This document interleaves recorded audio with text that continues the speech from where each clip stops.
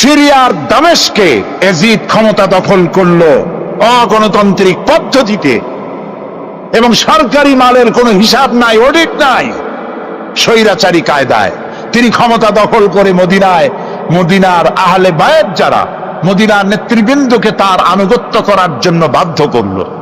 ইমাম হোসাইন যে মায়ের পেটে এসেছেন, যে পিতার পেটে জন্মে এসেছেন, যে নানার কোলে বড় হয়েছেন, তিনি কি এই দৃশ্য চোখে দেখতে পারেন? তিনি বললেন আমি কুফায় যাব। কুফার লোকেরা দাওয়াত দিল, তিনি কুফায় রওনা করবেন। মদিনার লোকেরা হাতে পায়ে ধরলো, কুফায় আপনি যাবেন না। তিনি বললেন আমি কোন ক্রমে এজিদের বশ্যতা স্বীকার করব না, আমি এর বিরোধিতা করবই। মাত্র 72 জন লোক নিয়ে তিনি কুফার দিকে অগ্রসর হলেন। এই 72 জনের মধ্যে 40 জন পুরুষ আর 32 জন নারী আর শিশু। তিনি যখন কারবালা প্রান্তরে পৌঁছে গেছেন, ইবনে জিয়াদ কুফার গভর্নর, তিনি বাধা দিলেন, বললেন আমার দরবারে হোসাইনকে হাজির করো। ইমাম হোসাইন বললেন যে ব্যক্তি আল্লাহর আখিরাতকে অস্বীকার করেছে, রাসূলকে অস্বীকার করেছে, আমি তার সামনে জীবন থাকতে যাব না। রাতারাতি ইয়াজিদ 6000 সৈন্য পাঠিয়ে দিল। ইমাম হোসাইনের সাথে লোক কত? মাত্র 72। 6000 লোক কি যুদ্ধ করা লাগে 72-এর সাথে? শুধু যদি মার্চ করে পায়ের তলায় পিছে 72 জন শেষ হয়ে যাবে। হযরত ইমাম হোসাইন রাতের বেলায় সঙ্গীদের বললেন, ও আমার সাথীরা, ইয়াজিদ আমার শির চায়, আমাকে চায়, আমার সঙ্গে থেকে তোমরা তোমাদের জীবনকে বিপন্ন করো না, তোমরা সবাই ফিরে চলে যাও মদিনায়। সাথীরা বললেন, ইমাম আজকে যদি আপনাকে ছেড়ে জীবনের মায়া নিয়ে মদিনায় ফিরে যাই, আর আপনার যদি শাহাদাত নসিব হয়, তাহলে কিয়ামতের দিন আল্লাহর নবীর সামনে আমরা কি জবাব দেব? আমরা আমাদের জীবন দিয়ে আপনাকে পাহারা দেব। সকালবেলা যুদ্ধ শুরু হয়ে গেল। জোহরের নামাজ আসতে না আসতে 40 জন পুরুষ শাহাদাত বরণ করলেন। এখন একজন পুরুষ বেঁচে আছেন, ইমাম হোসাইন। তাঁবুর ভিতরে স্ত্রী এবং অন্যান্য মহিলাদের কাছ থেকে বিদায় নিতে এসেছেন। তোমাদেরকে আল্লাহর হাওয়ালা করলাম, আমি যুদ্ধে চলে যাচ্ছি। আমার চোখের সামনে আমার নানাজির দান্দান মোবারক শহীদ হওয়া ইসলাম, সাহাবীদের রক্ত দেওয়া, জীবন দেওয়া ইসলাম, খেলাফত মিটে যাবে পৃথিবী থেকে, রাজতন্ত্র প্রতিষ্ঠা হবে। আমার জীবন থাকতে আমি তা হতে দেব না। স্ত্রী এগিয়ে এলেন, বললেন, হোসাইন, জিহাদের ময়দানে থেকে আমি আপনাকে বিরত থাকতে বলবো না, তবে একটি দাবি আছে। এই যে ছোট্ট দুগ্ধপোষ্য শিশু, গত কয়েকদিন হলো ঘরে খাবার নাই, পানি নাই, আমার বুকে দুধও নাই, এই ছোট্ট বাচ্চাটিকে একটু পানির ব্যবস্থা করুন।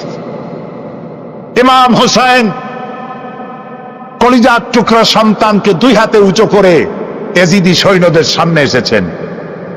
এজিদি সৈন্যরা, আমার হাতের দিকে তাকাও, এটি রাসূলের আওলাদ, আমার কলিজার টুকরা সন্তান। ফোরাতের অফুরন্ত পানি প্রবাহিত হচ্ছে, একটু ফোরাতের কুলটা ছেড়ে দাও, ওর একটু পানি পান করায়। আমার সাথে তোমাদের শত্রুতা থাকতে পারে, এই নিষ্পাপ বাচ্চার সাথে তো কোনো শত্রুতা থাকার কথা নয়। তার এই আবেগপূর্ণ কথা এজিদি সৈন্যদের কলিজা স্পর্শ করলো না। তারা বিষাক্ত তীর নিক্ষেপ করলো। ইমাম হোসাইনের উঁচু করে ধরা বাচ্চার বুকের ভিতর থেকে বিষাক্ত তীর প্রবেশ করে বেরিয়ে গেল অপর প্রান্ত থেকে। রক্ত ফিনকি দিয়ে বেরিয়ে এলো। ইমাম হোসাইন 2 হাতে আজলা ভরে সেই রক্ত চেহারায় মাখতে লাগলেন আর বললেন, কলিজার টুকরা সন্তান, সালেহ আলাইহিস সালামের উটনির রক্তের চাইতে তোমার রক্ত পবিত্র। হযরত সালেহ আলাইহিস সালামের চাইতে রাসূলুল্লাহর মর্যাদা অনেক বেশি, তুমি তার আওলাদ। বাচ্চাকে কোলে করে নিয়ে স্ত্রীর কাছে গিয়ে বললেন, স্ত্রী, এই নাও তোমার বাচ্চা, ঠান্ডা হয়ে গেছে। এমন পানি পান করেছে কিয়ামত পর্যন্ত পানি পানি বলে তোমারে আর বিরক্ত করবে না। ইমাম হোসেন লড়াই করলেন ময়দানে, বহু সংখ্যক সৈন্য হতাহত করে ফোরাতের কুল উন্মুক্ত করে ঘোড়ার পৃষ্ঠ থেকে নেমে এক আস্তা পানি তুলেছেন, পানি পান করবেন। মুখের কাছে যখন আকণ্ঠ তৃষ্ণার্ত পিপাসার্ত হোসাইন মুখের কাছে পানি নিয়েছেন, হঠাৎ ভেসে উঠল মনের পর্দায়, একটু আগে আমার কলিজার টুকরা সন্তান এই পানির অভাবে চলে গেল। 40 জন মানুষ বিদায় হলো, এক ফোঁটা পানি দিতে পারলাম না, এই পানি আমি কেমনে খাই? হাতের থেকে পানি পড়ে গেল। অশ্বের পৃষ্ঠে আরোহণ করলেন, চতুর্দিক থেকে তীর আর তরবারি আসতে লাগলো। ইমাম হোসেন বললেন, থামো, একটু থামো, তোমরা কাকে তীরবিদ্ধ করছো? আমি কি তোমাদের রসুল মুহাম্মদ সাল্লাল্লাহু আলাইহি সাল্লামের নাতি নই? আমি কি তোমাদের রসুলের কলিজার টুকরা মা ফাতেমার নয়নের মণি নই? কেমন করে আমার গায়ে তোমরা তীর মারো? উম্মে সালমা, আমাদের মা উম্মে সালমা রাদিয়াল্লাহু তাআলা আনহা, সকাল বেলায় 11ই মুহররম সকাল বেলায় তিনি ঘরে বসে কাঁদতেছেন। কয়েকজন প্রতিবেশী মহিলা এসে বলছেন, মা আপনি কাঁদেন কেন? তিনি বলছেন, আজকে রাত্রে আমি স্বপ্নে দেখেছি রাসূলুল্লাহ আমার বাড়ি এসেছেন। আমি দেখতে পেলাম আল্লাহ রসুলের চোখ দিয়ে পানি পড়ছে, দাড়ি মোবারক ধুলা মাখা, বুকখানা বলি। আমি জিজ্ঞেস করলাম, ইয়া রাসূলুল্লাহ আপনি কাঁদেনই কেন? মুখখানা মলিন কেন? দাড়ি মোবারকে ধুলাবালি কেন? রাসূলুল্লাহ বললেন, উম্মে সালমা তুমি জানো না আমি এইমাত্র কারবালা থেকে এসেছি। আমি দেখে এলাম আমার কলিজার টুকরা হুসাইনের শীত মুবারক তার দেহ থেকে বিচ্ছিন্ন করে ঘোড়ার পদতলি, ঘোড়া দিয়ে পদদলিত করা হয়েছে তার দেহ মুবারক। ইসলাম এত সহজে আসে নাই, অনেক রক্ত পাড়ি দিয়ে এসেছে ইসলাম। হযরতে হোসাইনের মস্তক মুবারক ইয়াজিদি সৈন্যরা একটা প্লেটে করে নিয়ে কুফার গভর্নর ইবনে জিয়াদের সামনে রেখেছে। ইবনে জিয়াদ চেয়ারে বসা, সিংহাসনে বসা, ইমাম হোসাইনের মস্তক মুবারক তার পায়ের কাছে রেখেছে। কলঙ্কিত ইতিহাস, কি করে আমি শুনাই আপনাদেরকে? ইবনে জিয়াদ চেয়ারে বসে পায়ের কাছে রাখা ইমাম হোসাইনের ঠোঁটের উপরে লাঠি দিয়ে নাড়তেছে।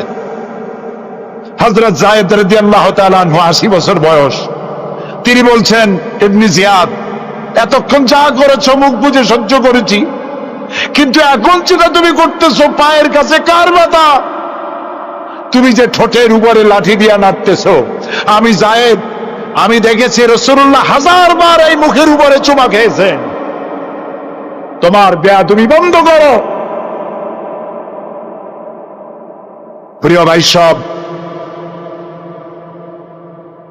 রাজতন্ত্র নয়, পরামর্শ ভিত্তিক সমাজ ব্যবস্থা প্রতিষ্ঠার জন্য আল্লাহ তাআলা ইসলাম দিয়েছেন, দ্বীন দিয়েছেন। আমার ছোটবেলার কথা আমি দেখেছি শর্ষিরা মাদ্রাসায় পড়তাম।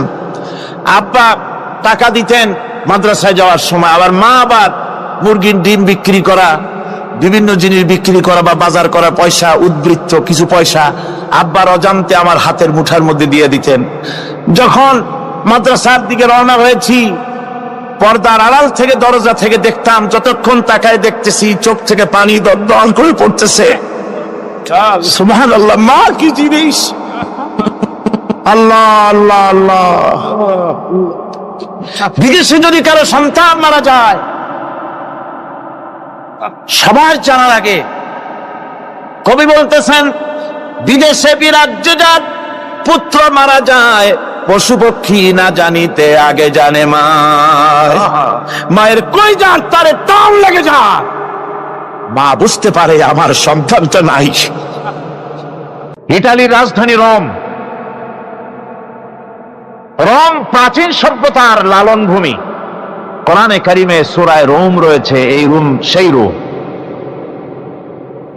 এখানের বাদশার কাছে রাসূল করিম সাল্লাল্লাহু আলাইহি সাল্লাম হেরাক্লিয়াসের কাছে চিঠি পাঠিয়েছিলেন। সেই রোম। 12 থেকে 15,000-এর মতো বাংলাদেশি মুসলমান সেখানে আছে। জুমার দিন, যেদিন আমি গেলাম তার পরের দিনই জুমা ছিল, জুমার নামাজ পড়লাম ভ্যাটিকানের কাছেই বিশাল মসজিদ, ইউরোপের ভিতরে সবচাইতে বড় মসজিদ এটা। রোম ইসলামের দুশমনদের রাজধানী। সেইখানে যখন আযান হচ্ছে আশহাদু আন্না মুহাম্মাদার রাসূলুল্লাহ, আমার অনুভূতির কথা আপনাদেরকে বোঝাতে পারবো না, কি অনুভূতির সৃষ্টি হয়েছে আমার ভেতরে। ভ্যাটিকানের পোপ এক পাশে, কিছু দূরেই ভ্যাটিকান, ওটা হচ্ছে গোটা পৃথিবীর সমস্ত খ্রিস্টানদের কাবা, ভ্যাটিকান। তার পাশেই বিশাল মসজিদ, সেখানে নামাজ পড়লাম। চিন্তার ভেতরে আসলো আল্লাহ রাব্বুল আলামিন তার হাবিবের নাম, তার তাওহীদ, তার রিসালাতকে কিভাবে বিশ্বময় ছড়িয়ে দিলেন। আবু জাহেল চাইছিল মুহাম্মদ সাল্লাল্লাহু আলাইহি ওয়াসাল্লামকে স্তব্ধ করে দেবে মক্কার জীবনেই। কত বদনাম, সাহের, কাহেন, কাযযাব, শায়ের, নাউযুবিল্লাহি মিন যালিক, কত গালাগালি করলো। আর আল্লাহ শোনালেন, হাবিব চিন্তার কোনো কারণ নাই, ওয়ারাফা'না লাকা যিকরাক, আমি আপনার প্রশংসা বিশ্বময় ছড়িয়ে দেব। সুবহানাল্লাহি ওয়া বিহামদি। রোম প্রোগ্রাম শেষ করে আমাকে তারা নিয়ে গেল, যেটা আমি বলছি সফর কাহিনী শোনাবার সময় এটা না, যেহেতু এর সঙ্গে প্রাসঙ্গিক সেই জন্য বলছি। পাহাড় কেমনে তুলার মতো হয়ে উঠবে তার নজির দেখেছি। রোম শহর থেকে 300 মাইল দূরে, 300 কিলোমিটার দূরে নেপোলিয়ান বোনাপার্ট তার বাড়ি, এবং ওটা তার নামে একটা প্রভিন্স। ভূমধ্য সাগরের পারে ভিসুভিয়াস, পৃথিবীর সবচাইতে বড় আগ্নেয়গিরি, সেটা দেখাতে নিয়ে যাওয়া হলো আমাকে। যে পাহাড়টা পৃথিবীর মাটি থেকে তার চূড়া হচ্ছে 3 মাইল উঁচু, এর 2 মাইল গাড়িতে করে ঘুরে ঘুরে যাওয়া যায়, এরপর আর গাড়িতে যাওয়া যায় না, বাকিটুকুন যেতে হবে হেঁটে হেঁটে। পাহাড়ের উপরে অক্সিজেন কম, বেশ কষ্ট হচ্ছিল উঠতে। জীবনে প্রথম পাহাড়ে চড়েছি জাবালে নূর, রাসূল করিম সাল্লাল্লাহু আলাইহি ওয়াসাল্লামের উপরে যেখানে ওহী হয়েছিল সর্বপ্রথম। পাহাড় চড়ার একটা অভিজ্ঞতা ওখান থেকে আমার কিছুটা হয়েছিল। খুব কষ্ট হলো বাকি 1 মাইল উঠতে। যখন ভিসুভিয়াসের একদম শীর্ষে চলে গেছি, সেখানে গিয়ে আমার সাথে 15-20 জন লোক ছিল। আমি নিজে আল্লাহু আকবার বলে আমার গলা থেকে আওয়াজ বেরিয়ে গেল। আমি দেখতে পেলাম ভিসুভিয়াসের শীর্ষে বিশাল গর্ত। আমার মনে হয় গর্তটা এই মাঠের 1/4 হবে, এই মাঠের 1/4 হবে গর্তটা। সেই গর্তটার গভীরতা হচ্ছে 1.5 কিলোমিটার। এইখান থেকে পাথরগুলি উত্থিত হয়েছে, আগ্নেয়গিরি পাথর আগুনে গলে লাভা হয়ে এগুলি পাহাড় বেয়ে উঠছে পড়েছে, চতুর্দিকে 12 মাইল ছড়িয়ে গিয়েছে। আমার মনে পড়ল ওয়াকুদুহান নাস ওয়াল হিজারা, জাহান্নামের আগুনের ইন্ধন হবে মানুষ আর পাথর। আমি সেখানে সেজদা করে গিয়া কান্নাম আর বললাম, আল্লাহ জাহান্নামের আগুন হারাম করে দিও আমাদের জন্য। পাথর কিভাবে গললো, গলে পাথরগুলি গলে পুড়ে চতুর্দিকে পড়েছে, আর ছিটকেছে, চতুর্দিকে ছিটকে পড়েছে। সেই পাথরগুলি ছিটকে ছিটকে যেগুলি পুড়ে পড়েছে, সেগুলিকে দূরে সাদা রঙের বলে মনে হয়, কোনোটা সাদা কোনোটা কালো, মনে হয় যেন তুলার মতো হয়ে পড়ে আছে চতুর্দিকে। 1944 সনে তৃতীয়বারের মতো ভিসুভিয়াস যে অগ্নিগিরি, যে অগ্নি উৎপাত করে, তাতে আশেপাশের 12 মাইল এলাকা এফেক্টেড হয়ে যায়। পাথরগুলি গলে এভাবে বিধ্বস্ত করে দিয়েছে। এখান থেকে এখানে জোহরের নামাজ, আসরের নামাজ আমরা পড়লাম, আল্লাহর কাছে খুব দোয়া করলাম। এখনো ধোঁয়া উঠতেছে, এখনো পাহাড়ের ফাটল দিয়ে ধোঁয়া উঠছে। একজন হাত দিয়ে আমাকে বলল যে খুব গরম লাগে ধোঁয়াগুলি।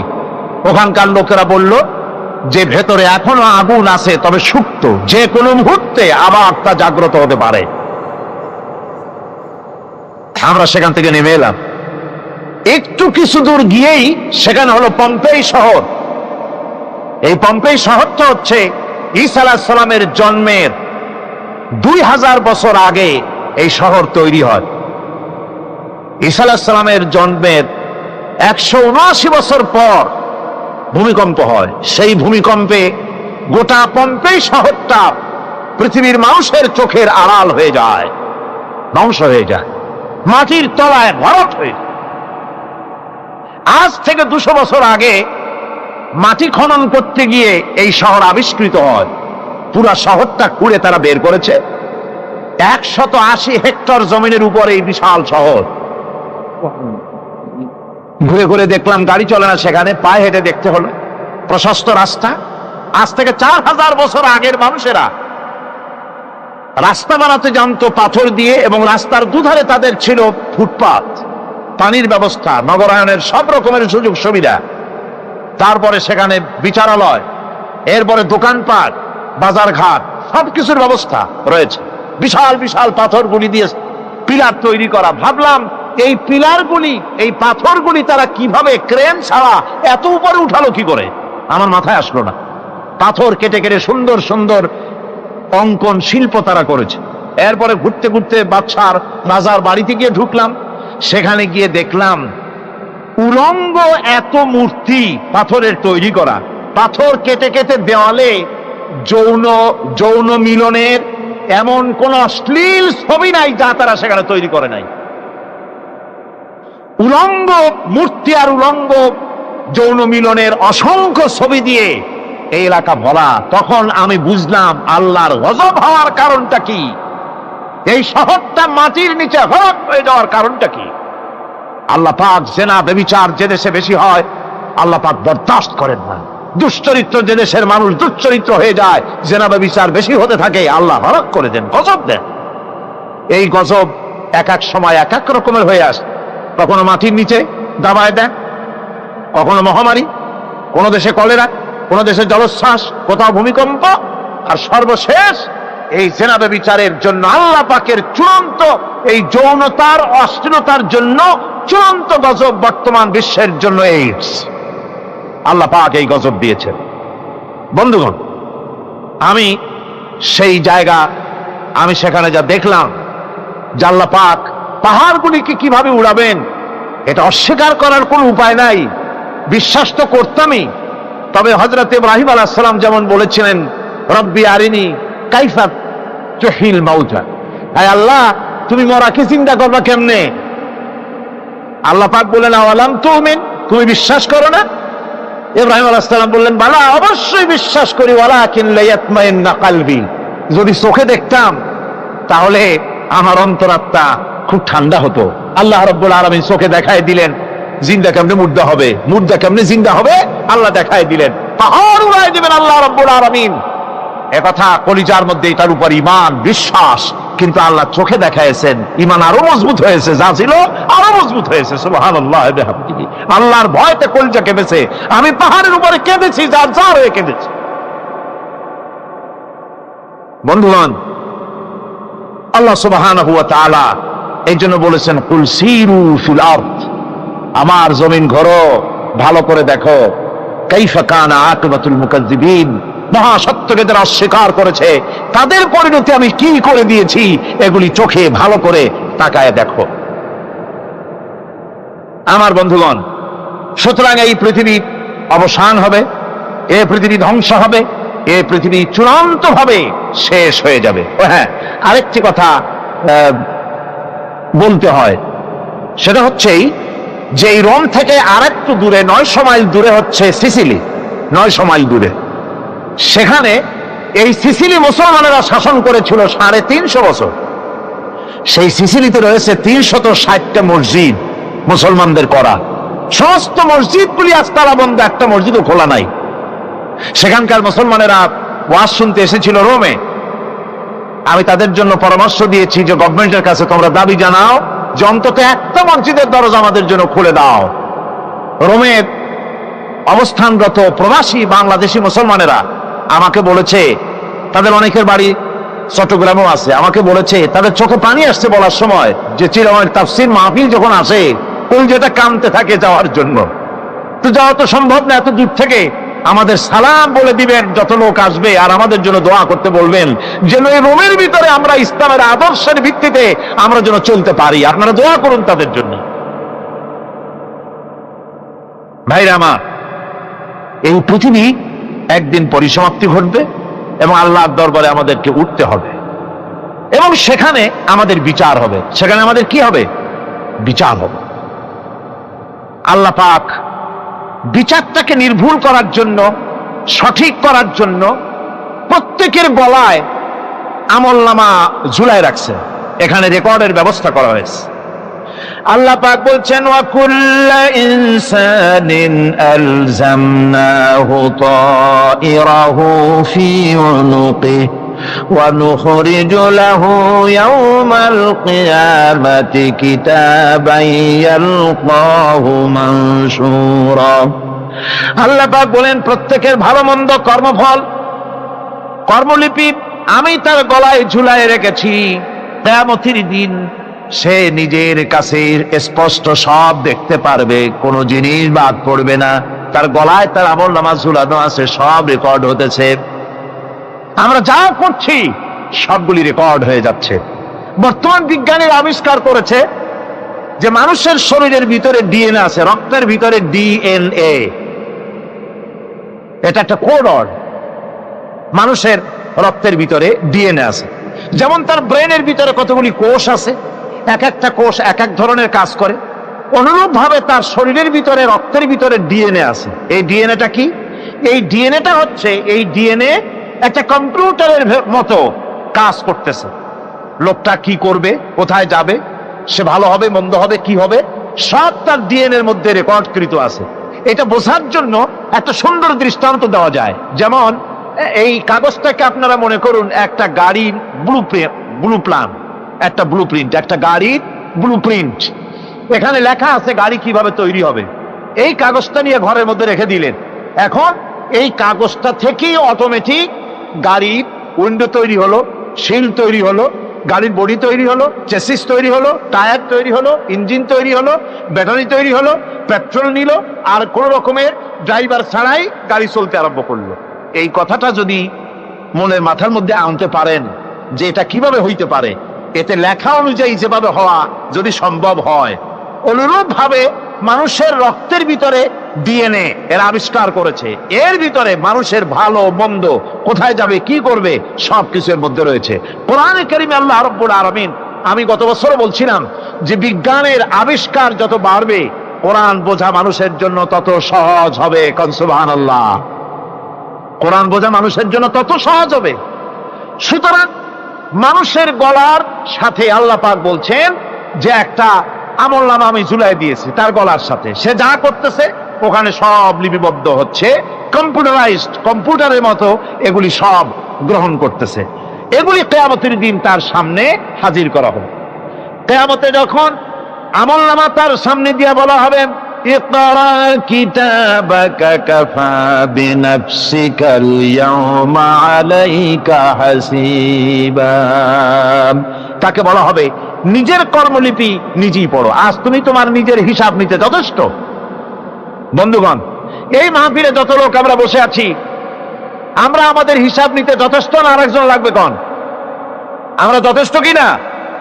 কথা বোঝেন নাই। আমি বলতে চেয়েছি এটা, আমরা যদি এখন চোখ বুঝে চিন্তা করি যে পিছনের জীবনে কি করেছি, মনে পড়বে নাকি পড়বে না? বলেন সবাই, পড়বে কি পড়বে না? ছোটবেলায় কবে পায়ের নিচে কাটা ফুটেছিল, কবে কোথায় আছাড় খেয়েছিলেন, কবে কার বেল তাল আম কাঁচা আম চুরি করে খেতে গিয়ে কি খেয়েছিলেন, তারা খেয়েছিলেন, তাকে এখন মনে নাই? আছে। তাহলে কি ওই তাল বেল চুরি করতে গিয়ে যে কিলটা খাইছিলেন সেটাও মনে আছে, ভালো মন্দ সব মনে আছে। তাহলে কোন হোটেলের রুমে কি করছিলেন, কোন স্কুলে কোন কলেজে কি করছিলেন, তারপরে জীবনে ছোট বড় ঘটনাগুলি চোখ বুঝতে মনে পড়বে না? এবার হিসাব করেন, মনে যদি পড়ে এবার হিসাব করেন আপনি জান্নাতি না জাহান্নামে। আপনি আপনার নিজের হিসাব নেওয়ার জন্য যথেষ্ট। তাকে হিসাব করতে বলা হবে, তোমার হিসাব, তোমার নিজের হিসাব নেওয়ার জন্য তুমি যথেষ্ট, তোমার হিসাব তুমি নিজেই করো, এটা পড়ো। আর সেই কিয়ামতের দিন কোন সাহায্যকারী মিলবে না। لن تنفعكم أرحامكم ولا أولادكم يوم القيامة لن تنفعكم। কিয়ামতের দিন কোনো ফায়দা হবে না, অবশ্যই কোনো ফায়দা হবে না, কোনো উপকারে আসবে না। কিয়ামতের দিন তোমার সন্তান, তোমার স্ত্রী, তোমার মাল, তোমার সম্পদ কোন উপকারে আসবে না কিয়ামতের ময়দানে। সেদিন সব তোমার সাথে বিচ্ছয় করবে, সব পালায় যাবে। সেখানে উৎকোষেরও কোনো কারবার নাই যে ঘুষ টুস দিয়া, ফেরেশতাদের কোন রকম বুঝবাজ দিয়া, আলাদা কোনো চোরাগলি পথ দিয়া একেবারে ফুট করে ভেস্টে চলে যাবেন, এমন কোনো সুযোগ নাই। অনেকে বলে হুজুর এমন কিছু দোয়া শিখায় দেন যাতে ওই সব জেহাদ বোমা এগুলি খুব ভয় পাই, ওসব রাস্তা না, খুব সহজে কিছু দোয়া দুরূদ করিয়া আস্তে করে জান্নাতে চলে যাওয়া যায়, এরকম একটা দোয়া, এরকম একটা পথ বলে দেন। আমি বলি ভাই, এরকমের কোন চোরাগলি আমার রাসূল আবিষ্কার করতে পারেন নাই। আল্লাহর পয়গম্বরের ওই ধরনের পথ, কোন পথ আবিষ্কার করতে পারেন নাই। সেখানে কিয়ামতের দিন কাউকে উৎকোষ গ্রহণ করার কেউ নাই, উৎকোষ দেওয়া যাবে না। আর উৎকোষ দিবি নেবে কি, আপনার কাছে কিছু নাইও, থাকলেও নেওয়ার কেউ নাই। এই দুনিয়ায় ফাঁকিবাজি করে বহুত কিছু করা যায়, কিন্তু কিয়ামতের মাঠে এগুলি কিছুই চলবে না। اليوم لا ينفع مال ولا بنون। কিয়ামতের দিন ধন, সন্তান, সন্ততি আর সম্পদ কোনো কাজে লাগবে না। সেদিন শুধু আমল যদি ভালো হয় কাজে লাগবে, আমল খারাপ হবে সব শেষ হয়ে যাবে।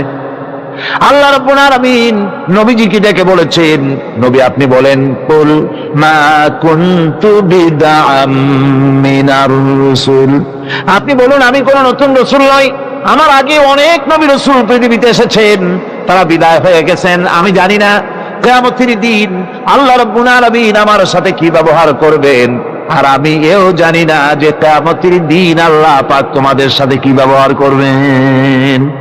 এই আয়াত নাযিল হওয়ার পর আল্লাহর হাবিব তার মেয়েকে ডাকলেন, জামাইকে ডাকলেন, নাতিদেরকে ডাকলেন, আহলে বাইতদেরকে ডাকলেন, আর বললেন, ও আমার মেয়ে, কলিজার টুকরা ফাতেমা গো শোনো, কেবলমাত্র আয়াত নাযিল হয়ে গেল, আল্লাহ পাক আমাকে শোনাচ্ছেন কিয়ামতের দিন আমি জানি না আমার সঙ্গে কি ব্যবহার করা হবে, আর এও জানি না যে তোমাদের সাথে কি ব্যবহার করা হবে।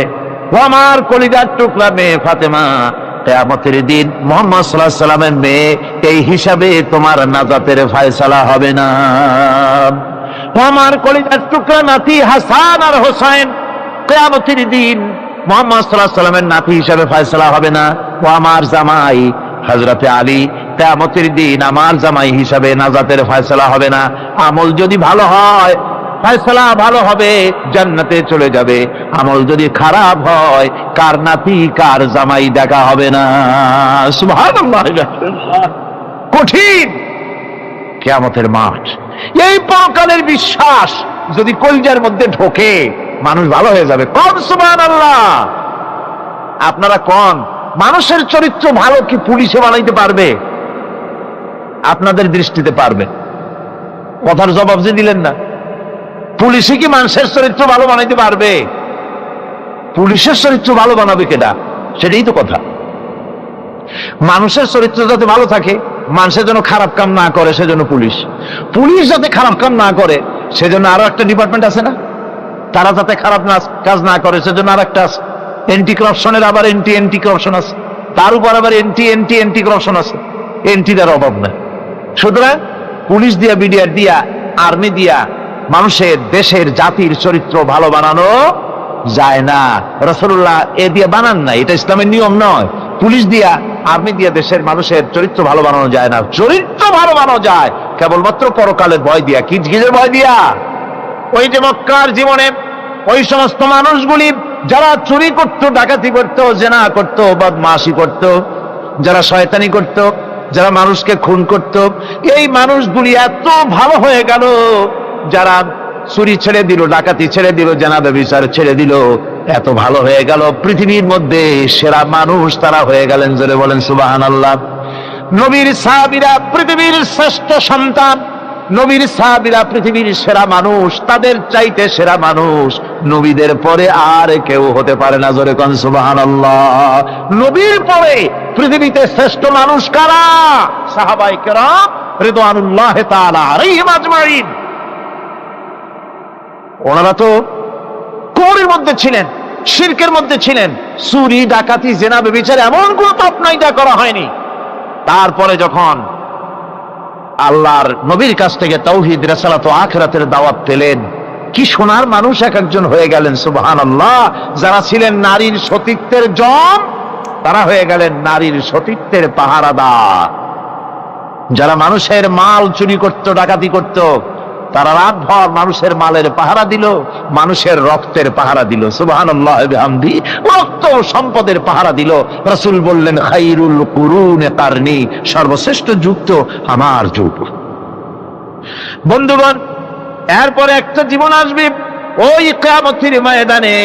এই পরকালের বিশ্বাসটা গুরুত্বপূর্ণ ব্যাপার, আমাদের সব কিছুর হিসাব দেওয়া লাগবে। আল্লাহ পাক বলেন, ইন্নাস সামআ ওয়াল বাসারা ওয়াল ফুআদা কুল্লু উলাইকা আনহু মাসউলা। নিঃসন্দেহে মানুষের শ্রবণ শক্তি, দর্শন শক্তি এবং তার অন্তঃকরণের কল্পনা সম্পর্কে আল্লাহ রাব্বুল আলামিনের কাছে জিজ্ঞাসিত হতে হবে। কান দিয়া কি করেছিলা, চোখ দিয়া কি করেছিলা, মুখ দিয়া কি করেছিলে, হাত দিয়ে কি করেছিলে, সবকিছুর জবাব আল্লাহ রাব্বুল আলামিনের কাছে দিতে হবে। সবটার জবাব দিতে হবে, কোনো কিছু বাদ যাবে না। এমনকি মনের ভিতরে যে কল্পনা আমরা করি, এই কল্পনার হিসাবও আল্লাহর দরবারে দিতে হবে।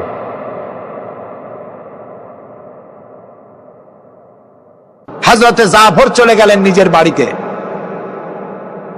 স্ত্রীকে ডেকে বললেন, স্ত্রী, রাসূলুল্লাহ আমাকে নির্দেশ করেছেন মুতার প্রান্তরে যুদ্ধে যাওয়ার জন্য। আমি চলে যাব, তোমার কাছে বলতে এলাম।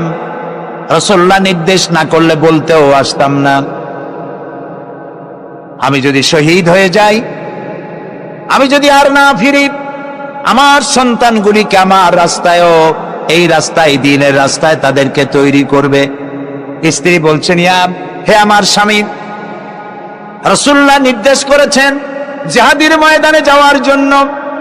আমি আপনাকে বাধা দেওয়ার হিম্মত রাখি না, তবে আমি আল্লাহর কাছে হাত তুলে বলি। তিনি দোয়া করতে লাগলেন, রব্বুল আলামিন, আমার স্বামী রাসূলুল্লাহর নির্দেশে জিহাদের ময়দানে যেতেছেন, তুমি মেহেরবানি করে আমার স্বামীকে জিহাদের গাজী বানায়া আমার কাছে ফিরাইয়া দিও।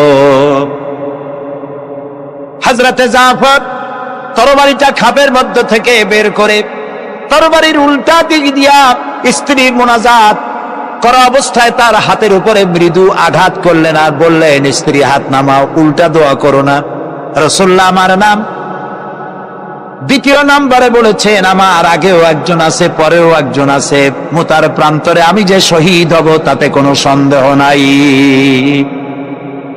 উল্টা দোয়া করো না, বরং আমার শাহাদাত মঞ্জুরের জন্য দোয়া করো, আর এই আমার সন্তানগুলিকে দ্বীনের রাস্তায় পরিচালিত করো।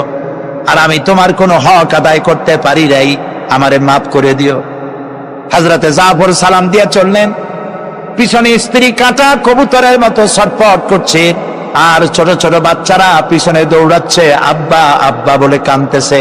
হযরতে জাফর পিছনের দিকে একবার ফিরে তাকায়, দেখলেন না কে কান্দে, কে দৌড়ায়। যুবক আব্দুল্লাহ বিন রাওয়াহা, তিনি নতুন বিবাহ করেছেন। আজকের রাত তার বাসর সজ্জার রাত। রাসূলুল্লাহ হুকুম করেছেন জিহাদে যেতে হবে। তিনি চলে গেলেন নিজের বাড়িতে। বাড়ি গিয়ে শুনতে পান রাতের বেলায় স্ত্রী তেলাওয়াত করতেছেন কোরআনে কারীম। হযরতে জাফর হযরতে আব্দুল্লাহ বলছেন, স্ত্রী একটু কোরআন পড়া বন্ধ করো, আমার কথা শোনো। আল্লাহর নবী আমাকে জিহাদের জন্য যাওয়ার জন্য আমাকে নির্দেশ করেছেন, আমি জিহাদে চলে যাচ্ছি। তোমার সঙ্গে বিবাহ হয়েছিল, আমি তোমার কোনো হক আদায় করতে পারি নাই, এজন্য আমারে তুমি মাফ করে দিও। স্ত্রী বলল, প্রাণের স্বামী, আমি শুনেছি এই মদিনায় আপনি সুপুরুষ, এক সুদর্শন যুবক, প্রাণ ভরে একবার দেখতেও পারি নাই। আপনি একবার আমার রুমের ভিতরে আসেন, আপনার চেহারাটা আমি একটু দেখে নেই। স্বামী বললেন, আমি তোমার রুমে ঢুকবো না, আমি তোমার রুমের ভিতরে যাব না, আমি এখনই যুদ্ধে রওনা করব। স্ত্রী বলছেন, প্রাণের স্বামী, রুমের ভিতরে প্রবেশ করলে পরে আমি কোনো প্রেম নিবেদন করব না, শুধু একবার চেহারাটা ভালো করে দেখে রাখতে চাই, কারণ কিয়ামতের ময়দানে আমি যেন আপনাকে স্বামী বলে চিনে নিতে পারি। হযরত আব্দুল্লাহ বলছেন, প্রিয়তমা স্ত্রী শোনো, যদি তোমার এই ধারণাই হয়, এই নিয়ত যদি থাকে, আর আমার শাহাদাতের পরে যদি তুমি সবর করতে পারো, আমাকে আর দেখার দরকার নাই। আল্লাহ যদি আমার শাহাদাত মঞ্জুর করেন, তাহলে কিয়ামতের দিন জান্নাতের ভেতরে তোমাকে আমাকে স্বামী স্ত্রী হিসাবে আল্লাহই পরিচয় করাইয়া দিবে। হযরত আব্দুল্লাহ চলে গেলেন জিহাদের ময়দানে। যুদ্ধ শুরু হয়ে গেল। 3000 সৈন্য রাসূলুল্লাহর পাঠানো সাহাবীদের প্রচন্ড আক্রমণে রোমান সৈন্যরা পালায়ে কুল পাচ্ছে না। হযরতে যায়েদ শহীদ হলেন। হযরতে জাফর, তার ডান হাত কাটা গেল, তার বাম হাত কাটা গেল, এবার ঝুলন্ত, হাত কাটা, পা কাটা, এই অবস্থায় তিনি পড়ে আছেন। হযরতে আব্দুল্লাহ বিন রাওয়াহা তিনি ছুটে গেলেন তরবারি ধরার জন্য, তিনি ছুটে গেলেন ইসলামের পতাকা ধারণ করার জন্য। কাছে গিয়ে দেখেন কে যেন পতাকা উঁচু করে রেখেছে। কাছে গিয়ে দেখেন হযরতে জাফর হাত কাটা দুদিকে পড়ে আছে, পা কাটা দুদিকে পড়ে আছে, শূন্য মাথাটা তার। হযরতে জাফরের শূন্য মাথা ইসলামের পতাকা ধরে কামড়ে ধরে উঁচু করে রেখে দিয়েছে। হযরতে জাফর শাহাদাতের সময় বলেছিলেন, ও আমার রাসূলের সাহাবীরা, আল্লাহ রাসূলকে আমার বিদায় সালাম আরজ করে দিও। আমি এখন আমার নাকের ভিতরে জান্নাতের সুঘ্রাণ পেতেছি, আমার মনে হয় এখনই আমার শাহাদাত নসিব হয়ে যাবে। ও জাফর, তোমার শাহাদাতের পরে আল্লাহ তোমার সাথে কি ব্যবহার করেছেন? হযরতে জাফর বলেন, আল্লাহ তাআলা আমাকে জান্নাতের নাজ ও নেয়ামত দিয়ে আমাকে জিজ্ঞাসা করেছেন, তুমি আর কি চাও? আমি বলেছি, রব্বুল আলামিন, কিচ্ছু চাই না, জমিনে আর একবার পাঠাও, তোমার দিনকে প্রতিষ্ঠার জন্য, তোমার দিনের রাস্তায় আর একবার জীবন দিয়ে আসি। হযরতে লোকমান তিনি তার সন্তানকে ডেকে বলছেন, কত বড় নসিহত, লক্ষ্য করেন। সন্তানকে ডেকে বলছেন, ইয়া বুনাইয়া, হে কলিজার টুকরা সন্তান, ইন্নাহা ইন তাকু মিসকালা হাব্বাতিন মিন খারদালিন, তোমার জীবনের কোন একটি আমল তা যদি সরিষার দানা পরিমাণ হয়। হযরত লোকমান যখন এসেছিলেন তখন পৃথিবীটা বিজ্ঞানের যুগ ছিল না। নবী করিম সাল্লাল্লাহু আলাইহি সাল্লাম বিজ্ঞানের যুগে আসেন নাই, কিন্তু তারপরে আর কোন নবী আসবেন না বলে আল্লাহ তাআলা সরিষার দানার কথা ব্যবহার করেন নাই, জাররা শব্দ ব্যবহার করেছেন। জাররা হচ্ছে পরমাণু, অণু, পরমাণু পরিমাণ। ফামাইয়ামাল মিসকালা জাররাতিন শাররাইয়ারা ওয়ামাইয়ামাল মিসকালা জাররাতিন শাররাই, প্রথমটা খায়রাইয়ারা। তো এখানে আল্লাহ তাআলা জাররা শব্দ ব্যবহার করেছেন, যেহেতু এখন বিজ্ঞানের যুগ, আর আল্লাহ তাআলার কাছে সবটাই, সমস্ত কাল হলো বর্তমান কাল, অতীত ভবিষ্যৎ বলে কোনো কাল নাই।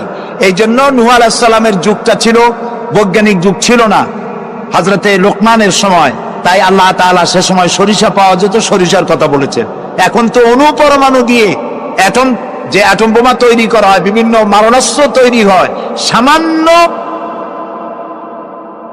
অণু সেটাকে ভেঙ্গে চুরে আরো পরমাণু, আরো ছোট্ট ক্ষুদ্রাতি ক্ষুদ্র জিনিস দিয়ে ধ্বংস করে দেওয়া যায় এলাকা থেকে এলাকা।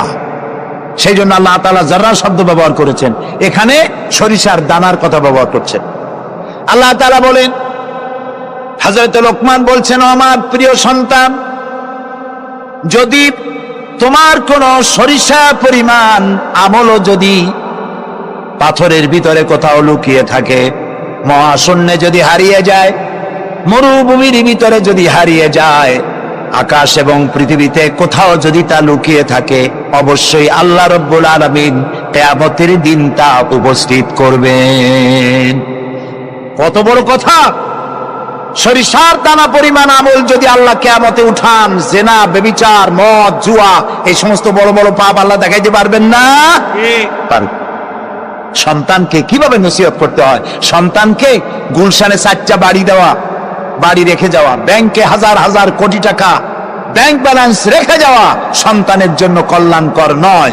রাসূলুল্লাহ বলেছেন, মাতা পিতার পক্ষ থেকে সন্তানকে ইলম শিক্ষা দেওয়া, আদব শিক্ষা দেওয়ার চাইতে উত্তম উপহার মা বাপের পক্ষ থেকে সন্তানের জন্য দেওয়ার আর কিছুই নাই। হযরত আলী রাদিয়াল্লাহু তাআলা আনহু বলছেন, লাইসাল ইয়াতীমুল্লাযী কাদ মাতা ওয়ালিদুহু বালিল ইয়াতীমু ইয়াতীমুল ইলমি ওয়াল আদাবি। যার বাপ মা মারা গেছে, যার পিতা মারা গেল, সেই প্রকৃত এতিম নয়। প্রকৃত এতিম হচ্ছে যার কাছে কোরআন হাদিসের জ্ঞান নাই আর আদব নাই।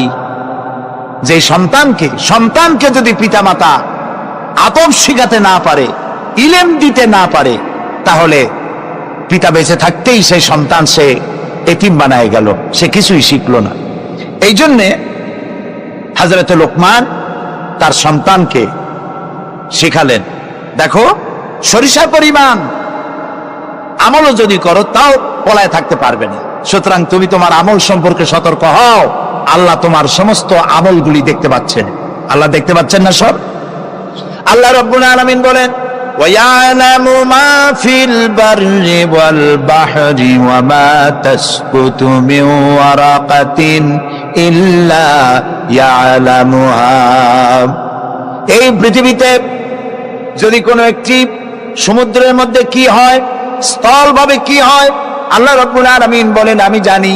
শুধু তাই নয়, পৃথিবীর কোনো একটি গাছের পাতা যদি পড়ে যায়, তাহলে কোন দেশের কোন গাছের কোন পাতাটি পড়েছে আমি আল্লাহ রাব্বুল আলামিনের দরবারে তার খবর হয়ে যায়। এই কথা যদি পিতা মাতা সন্তানদেরকে কাছে নিয়ে যদি বলে, বাবা জেনা, ব্যভিচার, মদ, জুয়া, শয়তানি, চাঁদাবাজি, মাস্তানি এগুলি করবা না, এগুলি একদিন মরা লাগবে, আল্লাহর কাছে হিসাব দিতে হবে। মা বাবা যদি বলতো এরকম, সন্তানগুলি ভালো হইতো। ঠিক কিনা কোন? জোরে বলেন ঠিক কিনা? প্রিয় ভাই সব, কোরআনে কারীমের অসংখ্য আয়াতের মধ্য থেকে একটি আয়াত যদি আমরা মনে প্রাণে বিশ্বাস করতে পারতাম, আমল করতে পারতাম, আমাদের চরিত্র ভালো হয়ে যেত।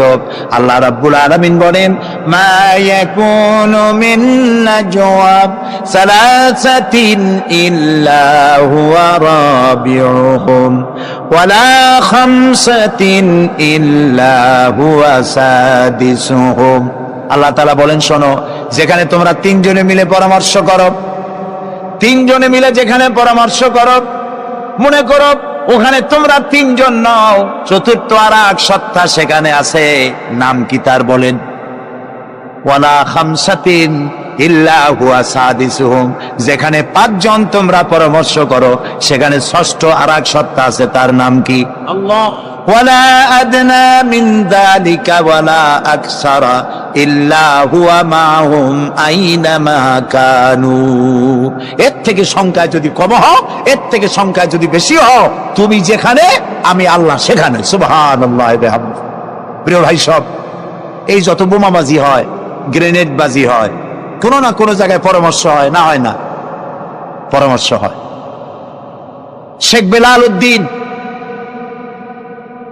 খুলনার দৈনিক সংগ্রামের প্রতিনিধি ছিলেন। আজকের পত্রিকায় দেখতে পেলাম তাকে হত্যা করার জন্য পরামর্শ হয়েছিল এবং সেখানে খুনিকে 1.5 লক্ষ টাকা পুরস্কার দিয়ে 20,000 টাকা অগ্রিম করা হয়েছিল। এরকম একজন ভালো সাংবাদিককে হত্যা করার জন্য পরামর্শ করা হলো। বেলালের নাম যখন মনে আসলো, দোয়া করি আল্লাহ তাআলা বেলালকে, হযরতে বেলাল রাদিয়াল্লাহু তাআলা আনহুর সঙ্গী করে জান্নাতের মধ্যে জায়গা করে দিও। যেখানে বসে এই পরামর্শটা করা হলো, কিবরিয়া একজন অর্থনীতিবিদ, দেশের একজন গুণী ব্যক্তি, তাকে হত্যা করার জন্য যেখানে পরামর্শ হয়েছিল, 21শে আগস্ট গ্রেনেড হামলা করার জন্য যেখানে পরামর্শ করা হয়েছিল, সেখানে 3 জন হোক 5 জন হোক, যারাই পরামর্শ করেছিল, তাদের যদি জানা থাকতো যে আল্লাহ রাব্বুল আলামিন এই অনুষ্ঠানে তিনি দেখতে পাচ্ছেন এবং শুনতে পাচ্ছেন, তাহলে এত বড় মারাত্মক পশুর কাজ তারা করতে পারত না। হযরতে লোকমান তিনি তার সন্তানকে একেবারে বাচ্চা অবস্থায় বুঝায় দিলেন, হে আমার ছেলে, কলিজার টুকরা, ছোট্ট একটি সরিষার দানা পরিমাণ আমলও যদি করো, ওইটা গোপন থাকবে না, আল্লাহ তাআলা উঠায় নেবেন, সুবহানাল্লাহ, তুমি দেখতে পাবে সে আমল। প্রিয় উপস্থিতি, যুবকদের বলি, তরুণদের বলি, তরুণী আজকে আমাদের টার্গেট। তরুণরা আসো ইসলামের দিকে। তোমাদেরকে যারা লাঠিয়াল বাহিনী হিসাবে ব্যবহার করে, এদের মুখে থুতু নিক্ষেপ করে বেরিয়ে আসো, রাসূলের কাতারে শামিল হয়ে যাও। যে পথে যাচ্ছ জাহান্নামের পথ, আমরা ডাকি তোমাদেরকে জান্নাতের দিকে, সুবহানাল্লাহ। প্রিয় ভাই সব, আমি আপনাদের খেদমতে আরজ করব, হযরতে লোকমানের এই তৃতীয় নসিহতের শেষ অংশটি করেই আমরা আপনাদের সামনে যে কথা বলতে চাই তা হলো, হযরতে লোকমান বলছেন,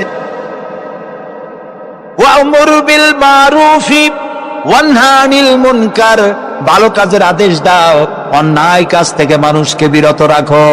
সুবহানাল্লাহ বলেন, সবাই বলেন সুবহানাল্লাহ। ভালো কাজের আদেশ দাও। ভালো কাজের আদেশ দেওয়া। আজকে হলো মুহররম মাস, আজকে কি আর মাত্র একদিন পরে আশুরা হবে। হযরত ইমাম হোসাইন এবং তার সাথী সঙ্গী শাহাদায়ে কারবালার জন্য আমরা দোয়া করব। আমরা আমাদের মা বাবার জন্য দোয়া করব। এটা দোয়া কবুলের আজকের শুক্রবার ছিল। সুবহানাল্লাহ। প্রিয় ভাই সব, এত বড় বিশাল মাহফিল জীবনে আরেকটা পাবো কোন নিশ্চয়তা আছে কি?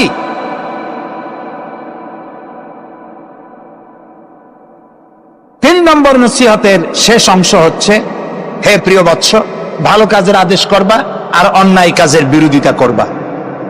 ভালো কাজের আদেশ আমরা এখন ভুলে গেছি, করি না। অন্যায় কাজ থেকেও মানুষকে ফিরায় রাখি না। অন্যায় চোখের সামনে হয়, তাও আমরা প্রতিবাদ করি না। এই প্রতিবাদী কণ্ঠ হতে হবে আমাদের। রাসূলুল্লাহ বলেছেন, মান রা মিনকুম মুনকারান ফালিয়ুগাইয়িরহু বিয়াদি ফাইন লাম ইয়াস্তাতি ফাবিলিসানি ফাইন লাম ইয়াস্তাতি ফাবিকলবি ওয়া যালিকা আযআফুল ঈমান। আমাদের কার কতটা ঈমান আছে তা পরিমাপ করার একটা থার্মোমিটার আছে। আপনারা জানেন, জ্বর মাপে যে যন্ত্র দিয়া, সেটাকে কি বলা হয়? থার্মোমিটার। দুধ মাপে, অর্থাৎ দুধের মধ্যে পানি না পিওর দুধ, তা মাপার জন্য একটা যন্ত্র আছে না, ওটারে কি বলে? ল্যাক্টোমিটার। এরপরে আবহাওয়া পরিমাপ করার জন্য, বৃষ্টি হবে কি হবে না ইত্যাদি পরিমাপের জন্য একটা যন্ত্র আছে, সেটার নাম কি? ব্যারোমিটার। প্রত্যেকটা জিনিস মাপার এরকম যন্ত্র আছে। ঈমান মাপারও একটা হাদিস আছে। সুবহানাল্লাহ। ঈমানটা ফার্স্ট ক্লাস, সেকেন্ড ক্লাস আর থার্ড ক্লাস, এটা মাপার একটা হাদিস আছে। সেই হাদিসটা আমি পড়ে ফেলেছি আগেই। রাসূলুল্লাহ বলছেন, তোমাদের মধ্যে যদি কেউ শরীয়ত বিরোধী কাজ কেউ দেখতে পাও, দুই হাতে বাধা দাও। কি দিয়ে বাধা দাও? বলেন জোরে। শক্তি প্রয়োগ করে বাধা দাও। ফাইন লাম ইয়াস্তাতি, যদি তুমি তা না পারো তাহলে মুখ দিয়ে বাধা দাও। ফাইন লাম ইয়াস্তাতি, যদি তাও না পারো অন্তরে অন্তরে ঘৃণা করো। তবে অন্তরে অন্তরে ঘৃণা করে চুপ করে বসে থাকলে হবে না, মনে মনে ঘৃণা করে হোমওয়ার্ক করতে হবে। মনের মধ্যে এই চিন্তা রাখতে হবে যে এই অন্যায় কাজকে নির্মূল করার জন্য কি করা যায়, সে সম্পর্কে পরিকল্পনা নিতে হবে। আর এটা হলো ওয়া যালিকা আযআফুল ঈমান, আর এটা হলো ঈমানের একদম থার্ড ক্লাস, তৃতীয় পর্যায়। এরপরে ঈমানের আর কোনো অংশ নাই। হযরত লোকমান বলছেন, ওয়াসবির আলা মা আসাবাক, এরপরে তুমি সবর ইখতিয়ার করবে। সবর, ধৈর্য। ভালো কাজের আদেশ, অন্যায় কাজের নিষেধ, এর মধ্যে সবরের কথা আসলো কেন? সবরের কথা আসলো এই জন্য যে আপনি যখনই মানুষের ভালো কথা বলবেন, তখনই আপনারে মানুষে গালি দিবে, মন্দ কথা বলবে। ইসলামের দাওয়াত দিবেন, বলবে যে মৌলবাদী। ঠিক কিনা? এখন তো কিছু দল আছে আমাদের দেশে, মৌলবাদ আর সাম্প্রদায়িক ছাড়া আর কিছু চোখেই দেখে না, খালি কয় মৌলবাদ মৌলবাদ মৌলবাদ মৌলবাদ। সাম্প্রদায়িক কি? সাম্প্রদায়িক হইছে? মৌলবাদ কি হইছে? ইসলাম পালন করলে, নামাজ রোজা করলে যদি মৌলবাদ হয়, তাহলে যারা গালি দেয় ওরা যদি নামাজ পড়ে তো ওরাও তো মৌলবাদী। সাম্প্রদায়িক কি হয়েছে? কেন সাম্প্রদায়িক করেন? বাংলাদেশে কি সাম্প্রদায়িকতা বলতে কিছু আছে? এই দেশেও যদি বলে সাম্প্রদায়িক সম্প্রীতি নাই, তাহলে সাম্প্রদায়িক সম্প্রীতি আছে কোন দেশে? ওই দেশের নামটা আমরা শুনতে চাই। বাংলাদেশ পৃথিবীর অন্যতম শ্রেষ্ঠ সাম্প্রদায়িক সম্প্রীতির একটি উজ্জ্বল দৃষ্টান্ত বহন করে চলছে এই বাংলাদেশ। আমরা 1947 সনে একবার স্বাধীন হয়েছি, আবার 71 সনে পূর্ণাঙ্গ স্বাধীনতা লাভ করেছি, ঠিক না ভাই? ওই একই 47-এ ভারতও স্বাধীন হয়েছে, আমরাও স্বাধীন হয়েছি। আমাদের দেশে 47 থেকে নিয়ে এই পর্যন্ত সাম্প্রদায়িক দাঙ্গা, কমিউনাল রায়ট, ধর্মীয় মারামারি, হিন্দু মুসলমানে সাম্প্রদায়িক মারামারি, খুনাখুনি হয়েছে বলেন? হয়ে থাকলে কোথায় হয়েছে বলেন? হয়েছে কোথাও? হয়নি। আর যে ভারত আমাদের প্রতিবেশী, 1947 থেকে এ পর্যন্ত সাম্প্রদায়িক দাঙ্গা হয়েছে সে দেশে 20,000 বারেরও বেশি। সেটা নিয়ে কোনো মাথা ব্যথা নেই, সমস্ত মাথা ব্যথা আমাদের দেশ নিয়ে। এইখানে খালি কয় সাম্প্রদায়িক। নামাজ যদি পড়ে, লোকেরা নামাজ পড়ে, রোজা রাখে, ইসলামের কথা বলে, সাম্প্রদায়িক মৌলবাদ এইসব কথা বলিয়া মানুষকে আর ধোকায় ফেলা যাবে না ইনশাআল্লাহ। এখন মানুষ অনেক জাগ্রত। এই যে সন্ত্রাস, আলহামদুলিল্লাহ তারা বলেন ওয়াকুল্লা ইনসানিন আলজামনাহু তাইরাহু ফি উনুকি ওয়া নুখরিজু লাহু ইয়াওমাল কিয়ামাতি কিতাবান ইয়ালকাহু মানশুরা ওয়াকুল্লা ইনসানিন আলজামনাহু তাইরাহু ফি উনুকি।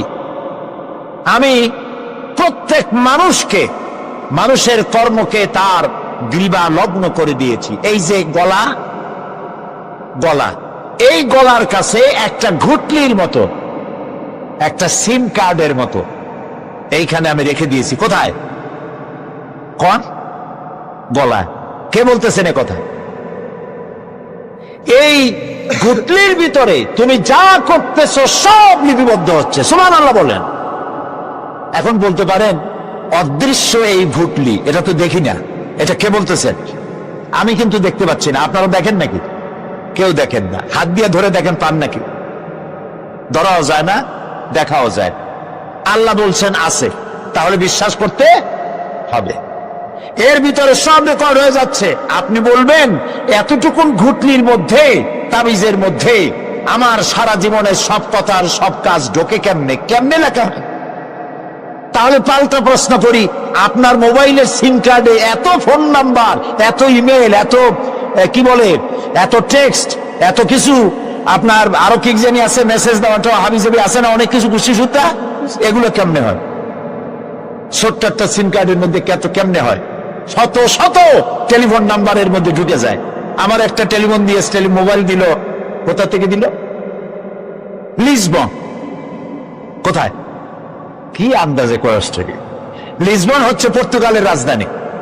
পর্তুগালের রাজধানী, সেখানে প্রোগ্রাম ছিল, ওরা আমাকে একটা মোবাইল দিল। এটি যে কত ফাংশন আল্লাহ ভালো জানে, আমি এখনো শিখতে পারিনি। এত ফাংশন,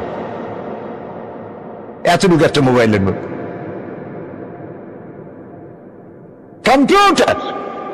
কম্পিউটারের ছোট্ট একটা মাইক্রোচিপ যন্ত্র, যে কম্পিউটার ব্যবহার করা এখন বাচ্চা ছেলেবেলেরাও জানে। এটা একটা পৃথিবীর বিস্ময়।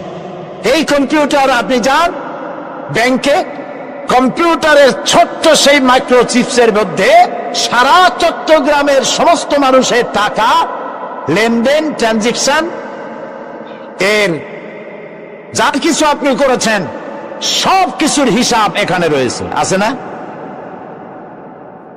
তাহলে এতটুকুন একটা মাইক্রোচিপসের মধ্যে এত সহস্র কোটি কোটি টাকার হিসাবপত্র, লেনদেন, এই ছোট্ট জিনিসের মধ্যে ঢুকাবার মতো জ্ঞান মানুষের মাথায় দিছে কে? বলেন কে? সেই আল্লাহই তো গলায় ঝুলায় রাখছে। তাহলে এটা সম্ভব না? সম্ভব কি না? সম্ভব। এখন এই কথাগুলি বলে আল্লাহ মানুষের ক্ষতি করছেন না উপকার করছেন? উপকার করেছেন। এইটা যদি আমার বিশ্বাসে থাকে যে আমার গলার কাছে এরকম একটা সিম কার্ড আছে, একটা সিম আছে মোবাইলের মতো, এটা মনে করেন মোবাইলের একটা সিম গলায় ঝুলানো আছে, এটা সব উঠতেছে, যা বলেন তাই ওঠে, যা করেন তাই ওখানে লেখা হয়। সুবহানাল্লাহ। এই বিশ্বাস যদি আমার হয়, আমি ভালো মানুষ হয়ে যেতে পারবো। সুবহানাল্লাহ বলো। আমি খারাপ কাজ করতেই পারবো না। এই জন্য আল্লাহ পরকালের এই কথাগুলি কোরআনে কারীমের মধ্যে এত বেশি করে বলেছেন। মানুষের চরিত্রবান হওয়ার জন্য আল্লাহর ভয়, পরকালে বিশ্বাস, এর থেকে বড় ওষুধ পৃথিবীতে আর নাই। সব লেখা হচ্ছে, মানুষ বিশ্বাস করে না, এ হলো মূল কথা। যতক্ষণ মাহফিলে থাকে কেমন লাগে? এই যে বসে আছেন ঘন্টার পর ঘন্টা, কেমন লাগে? কোন বেহেশতের মতো। বাড়ির কথা মনে আছে এখন? বউর কথা মনে ওঠে? ছেলে মেয়ের কথা মনে ওঠে? সুবহানাল্লাহ কইতে ইচ্ছা করে না? মাজালিসুল ইলম হিয়া রাওদাতুম মিন রিয়াদিল জান্নাহ। এখানে ইলম আলোচনা করা হচ্ছে, কোরআন আলোচনা করা হচ্ছে। এটা তো রজবানি প্যারেড ময়দান নয়, এটা জান্নাতের টুকরা হয়ে গিয়েছে। বেহেশতের বাগানে বসে আছেন। বেহেশতে মানুষেরা দুনিয়ার কথা চিন্তা করবে না। দুনিয়া কি? এটা তো পায়খানা। এখানে আসছিল ওই পায়খানা করার জন্য, এটা পায়খানা। আর মানুষেরা পায়খানা সাজাবার কাজে ব্যস্ত আছে, আসল ঘর ভুলে গেছে। আসল ঘর কোনটা? প্রিয় ভাই, সব মানুষ বোঝে না, ভুলে যায়। সিগারেটের প্রত্যেকটা প্যাকেটে লেখা থাকে ইহা স্বাস্থ্যের জন্য ক্ষতিকর, তারপরেও কি টানা টানে দেখছেন? বিশ্বাস করেন, গাছ হয়ে গেছে। এই আমলনামা তৈরি হচ্ছে, হঠাৎ করে কিয়ামতে বানায় দেওয়া হবে না। আপনার আমার বডির সাথে লাগানো ওই সিম কার্ডে সব লেখা হয়ে যাচ্ছে। কিয়ামতের দিন এগুলি হাতে দেওয়া হবে, আর আল্লাহ তাআলা বলবেন, ইকরা কিতাবাকা কাফা বিনাফসিকাল ইয়াউমা আলাইকা হাসিবা। ইকরা কিতাবাক, তাকে বলা হবে এবার তুমি পড়ো। কাফা বিনাফসিকাল ইয়াউমা আলাইকা হাসিবা, তোমার এই কিতাব পড়ো, আর তোমার এই হিসাব গ্রহণ করার জন্য কিতাবটা ভালো করে পড়ো। তোমার নিজের হিসাব নেওয়ার জন্য তুমি নিজেই যথেষ্ট। তুমি দোজখে যাবা না বেহেশতে যাবা, তুমি নিজেই সিদ্ধান্ত নাও কোথায় যাবে। তোমার নিজের কি করছিলা এখন তুমি দেখো। এই জন্য আমি বলি মাঝে মধ্যে, আমরা এখন হিসাব করতে পারি এখানে বসিয়া আমাদের কি হওয়া উচিত। ছোটবেলার কথা মনে আছে? নাই? মনে নাই? এই যে স্কুল থেকে পলাইছিলেন, তারপরে 2 দিন পর স্কুলে গিয়ে হাজির হয়েছেন। মাস্টার জিজ্ঞেস করলো গতকাল আসো নাই কেন? তখন বললেন মা বলেছেন আমার নাকি পেটে ব্যথা হয়েছিল। এইসব স্কুল ফাঁকি দেওয়া, মার খাওয়া, মানুষের বাড়ির লিচু খাইতে গিয়ে চুরি করিয়া কিল খাওয়া, এইসব ছোট ছোট কথা মনে পড়লে এখনো হাসি পায়। এসব কথা মনে আছে না? ছোট ছোট কথা, ছোট ছোট কথাগুলি যদি মনে থাকে, তাহলে কোন হোটেলে, কোন বাগানে, কোথায় কোন পাপ করেছেন তা মনে নাই? এখন নিজে হিসাব করেন জায়গা কোথায় হওয়া উচিত। পাপ করেছেন কত, ভালো কাজ করেছেন কত, নিজে হিসাব করে দেখেন কোন দিকে যাবেন। আমরা নিজেরাই যথেষ্ট হিসাবের জন্য। আল্লাহ তাই বলবেন কিয়ামতের দিন, ইকরা কিতাবা, তোমার কিতাব তুমি পড়ো, তোমার হিসাব নেওয়ার জন্য তুমিই যথেষ্ট। আহারে, আল্লাহ রাব্বুল আলামিন বলেন, ওয়া আশরাকাতিল আরদু বিনূরি রাব্বিহা ওয়া wudi'al কিতাবু ওয়া জিআ'a বিন নাবিয়্যিনা ওয়াশ শুহাদা'a বাইনাহুম বিল হক ওয়া হুম লা ইউযলামুন। পৃথিবী তার রবের নূরের ঝলকানিতে উদ্ভাসিত হবে। সুবহানাল্লাহ, সুবহানাল্লাহ। আল্লাহর নূরের ঝলকানিতে গোটা পৃথিবী উদ্ভাসিত হয়ে যাবে। আমলনামা তুলে ধরা হবে, পয়গম্বর এবং সাক্ষীগণকে হাজির করা হবে, এবং সকলের প্রতি সুবিচার করা হবে, তাদের কারো প্রতি জুলুম করা হবে না। আল্লাহ গ্যারান্টি দিচ্ছেন কারো প্রতি জুলুম করা হবে না। সুতরাং হে মানুষেরা, ইয়া আইয়ুহাল ইনসানু ইন্নাকা কাদিহুন ইলা রাব্বিকা কাদহান ফামুলাকি। হে মানুষ, তোমার পালনকর্তা পর্যন্ত পৌঁছতে তোমাকে অনেক কষ্ট করতে হবে, এরপর তুমি তার সাক্ষাৎ পাবে, কিয়ামতে তোমার সাক্ষাৎ হবে। কাজী তোমার নিজের আমলকে সুন্দর করে আমলকে তৈরি করে নাও।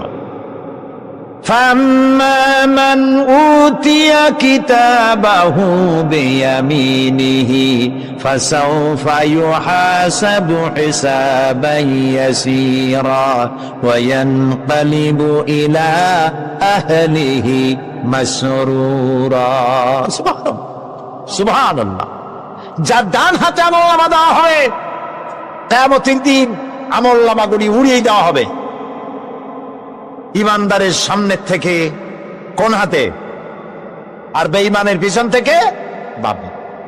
এই আমলনামা যখন যার ডান হাতে আমলনামা পৌঁছে যাবে, তার হিসাব নিকাশ সহজ হয়ে যাবে। আমলনামা হাতে করে আনন্দ চিত্তে সে আপন পরিবারের সঙ্গে মিলিত হতে পারবে। সুবহানাল্লাহ। আল্লাহ কিয়ামতের দিন দয়া করে আমাদের আমলনামা আমাদের ডান হাতে দিয়ে দিও। আল্লাহ তাআলা দয়া করে আমাদের হাতে, আমাদের ডান হাতে আমাদের আমলনামা দিও। দয়া করে আমাদের আমলনামা আমাদের ডান হাতে দিও। আনন্দ চিত্তে পরিবারের সঙ্গে দেখা করে সব পরিবার, মা বাপ, স্ত্রী পুত্র পরিজন, ভাই বোন, বন্ধু বান্ধব নিয়া জান্নাতে থাকার তৌফিক দিও। আয় আল্লাহ, বিগত 26 বছর যারাই মাহফিলে এসেছেন তাদেরকে নিয়ে এক জান্নাতে থাকার আমাদেরকে তৌফিক দিয়ে দিও। وَأَمَّا مَنْ أُوتِيَ كِتَابَهُ وَرَاءَ ظَهْرِهِ فَسَوْفَ يَدْعُو ثُبُورًا وَيَصْلَى سَعِيرًا। আর যার আমলনামা পিছন থেকে বাম হাতে আসবে, সে তো মৃত্যুকে আহ্বান করতে থাকবে, মৃত্যুকে ডাকবে, এর থেকে যদি মরে যেতে পারতাম তাও ভালো হইতো। তার আর উপায় থাকবে না, তার জায়গা হবে জাহান্নামে। নাউযুবিল্লাহ। আমরা সবাই বলি নাউযুবিল্লাহ। এরপরে আল্লাহ রাব্বুল আলামিন মিজান খাড়া করবেন, দাড়িপাল্লা। মিজান কি? দাড়িপাল্লা। ইনসাফ কি মুকদ্দাস তারাজু। ইনসাফের প্রতীক কি তাও কইতে পারেন না, জোরে বল না। এটা হচ্ছে ইনসাফের প্রতীক। সুপ্রিম কোর্ট ঢাকা, সুপ্রিম কোর্টের সামনে বিশাল দাড়িপাল্লা টানানো, দেখছেন না? মানুষেরা তো বোঝে না, গ্রাম দিয়ে লোকেরা যায়, যাই এটা দেখে আর কয় ওরে বাবা, জামাত ইসলামের এত বড় অফিস। দাড়িপাল্লা তো জামাত ইসলামের না, এটা ইনসাফের প্রতীক। তারা ক্ষমতায় গেলে ইনসাফ করবে, এটা বোঝাবার জন্য এই প্রতীককে গ্রহণ করেছে। আল্লাহ যেন ইনসাফ করার তৌফিক দিয়ে দেয়। বলুন আমিন, জোরে বলেন আমিন। কিয়ামতের দিন এই দাড়িপাল্লা মিজান আল্লাহ তাআলা প্রতিষ্ঠিত করবেন, এবং এই মিজানে যার পুণ্য পাল্লা ভারী হবে সে কৃতকার্য, আর যার পাল্লা হালকা হবে সব শেষ। আল্লাহ রাব্বুল আলামিন বলেন, وَنَضَعُ الْمَوَازِينَ الْقِسْطَ لِيَوْمِ الْقِيَامَةِ فَلَا تُظْلَمُ نَفْسٌ شَيْئًا وَإِنْ كَانَ مِثْقَالَ حَبَّةٍ مِّنْ خَرْدَلٍ أَتَيْنَا بِهَا وَكَفَى بِنَا حَاسِبِينَ। আমি কিয়ামতের দিন ন্যায় বিচারের মানদণ্ড স্থাপন করব, তখন কারো প্রতি অবিচার করা হবে না। যদি কোনো আমল সরিষার দাম পরিমাণ হয়, আমি তা হাজির করব। সুবহানাল্লাহ, সুবহানাল্লাহ। এবং হিসাব গ্রহণের জন্য আমি যথেষ্ট। এবং হিসাব মানুষেরা মনে করবে, এত মানুষ আদম আলাইহিস সালাম থেকে নিয়ে পর্যন্ত, এখান থেকে নিয়ে কিয়ামত পর্যন্ত সব মানুষের তো উঠবে সে মনে হিসাব হবে নাকি? একজন একজন করে হিসাব হবে।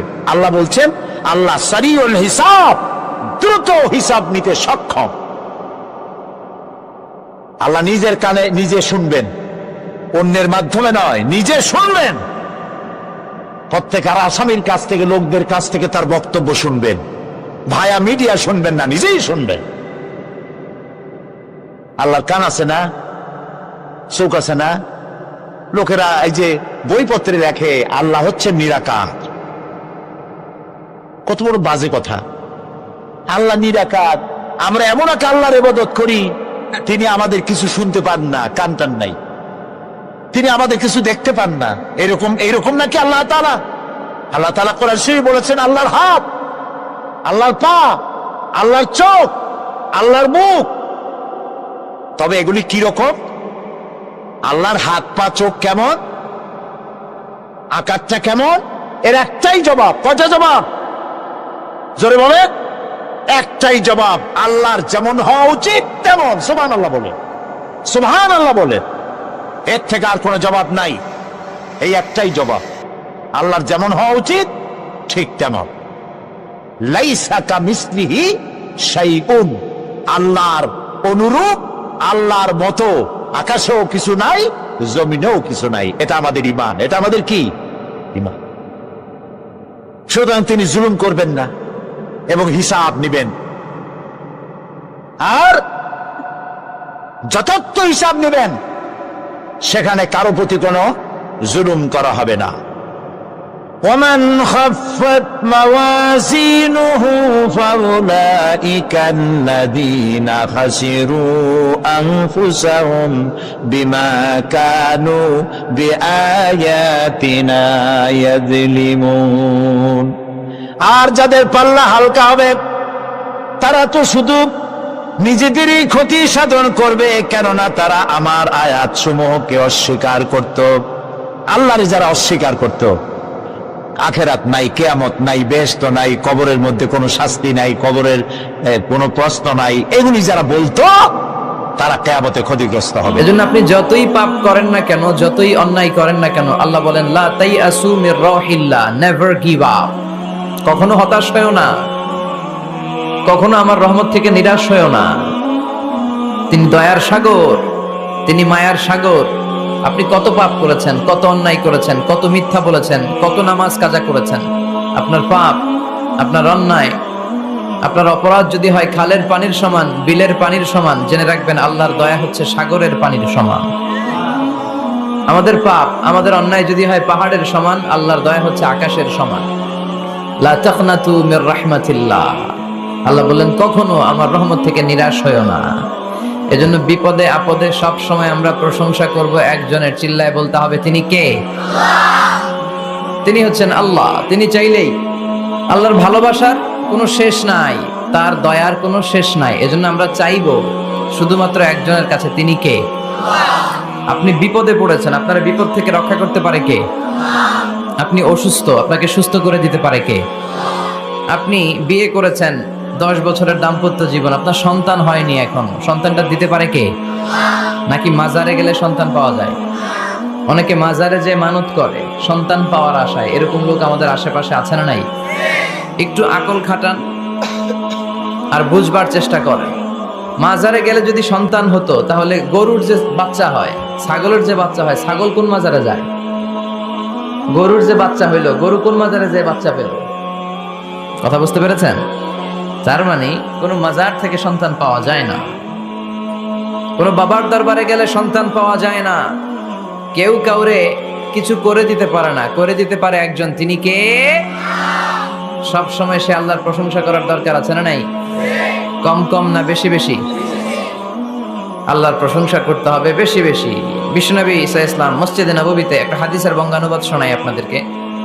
তিনি মসজিদে নববীতে নামাজ শুরু করেছেন আল্লাহু আকবার বলে।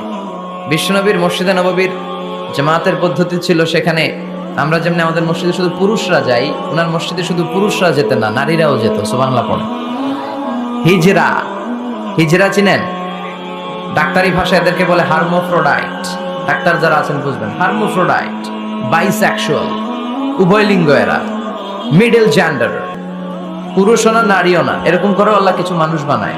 আমরা যে পুরুষ হয়েছি বানিয়েছে কে? আমাদের বোন, আমাদের মা, ওদেরকে নারী বানিয়েছে কে? আবার আমাদের অনেকের সন্তান পুরুষও হয় না, নারীও হয় না, মাঝামাঝি আরেকটা জেন্ডার হয়, বাইসেক্সুয়াল বলে, ফিমেল, হিজরা।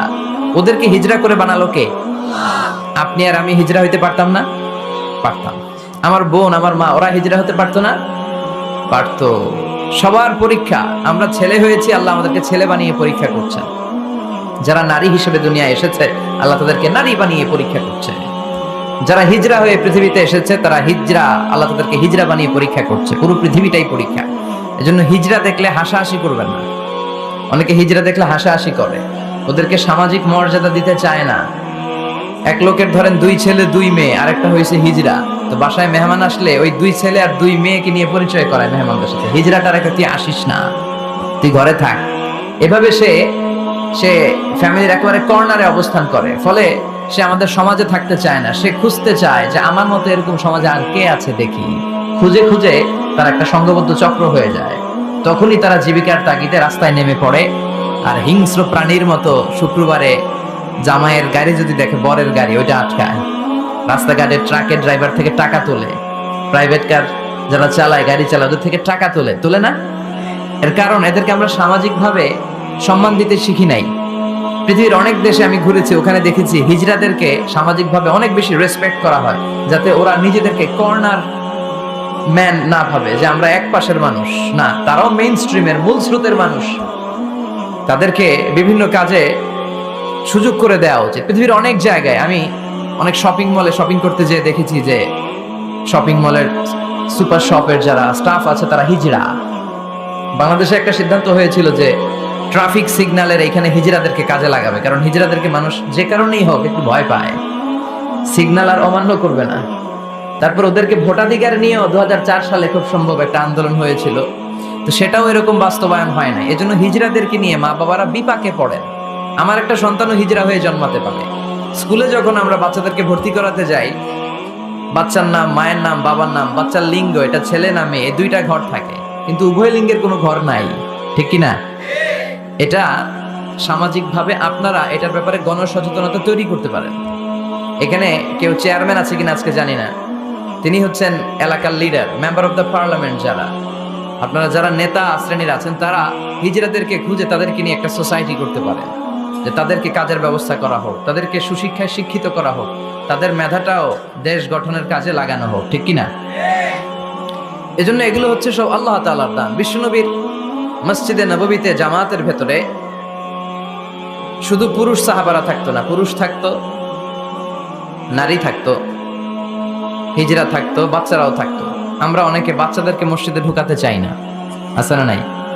অনেক মুরব্বী চাচারা বাচ্চাদেরকে দেখলেই খুব রেগে যায়, আছে না নাই?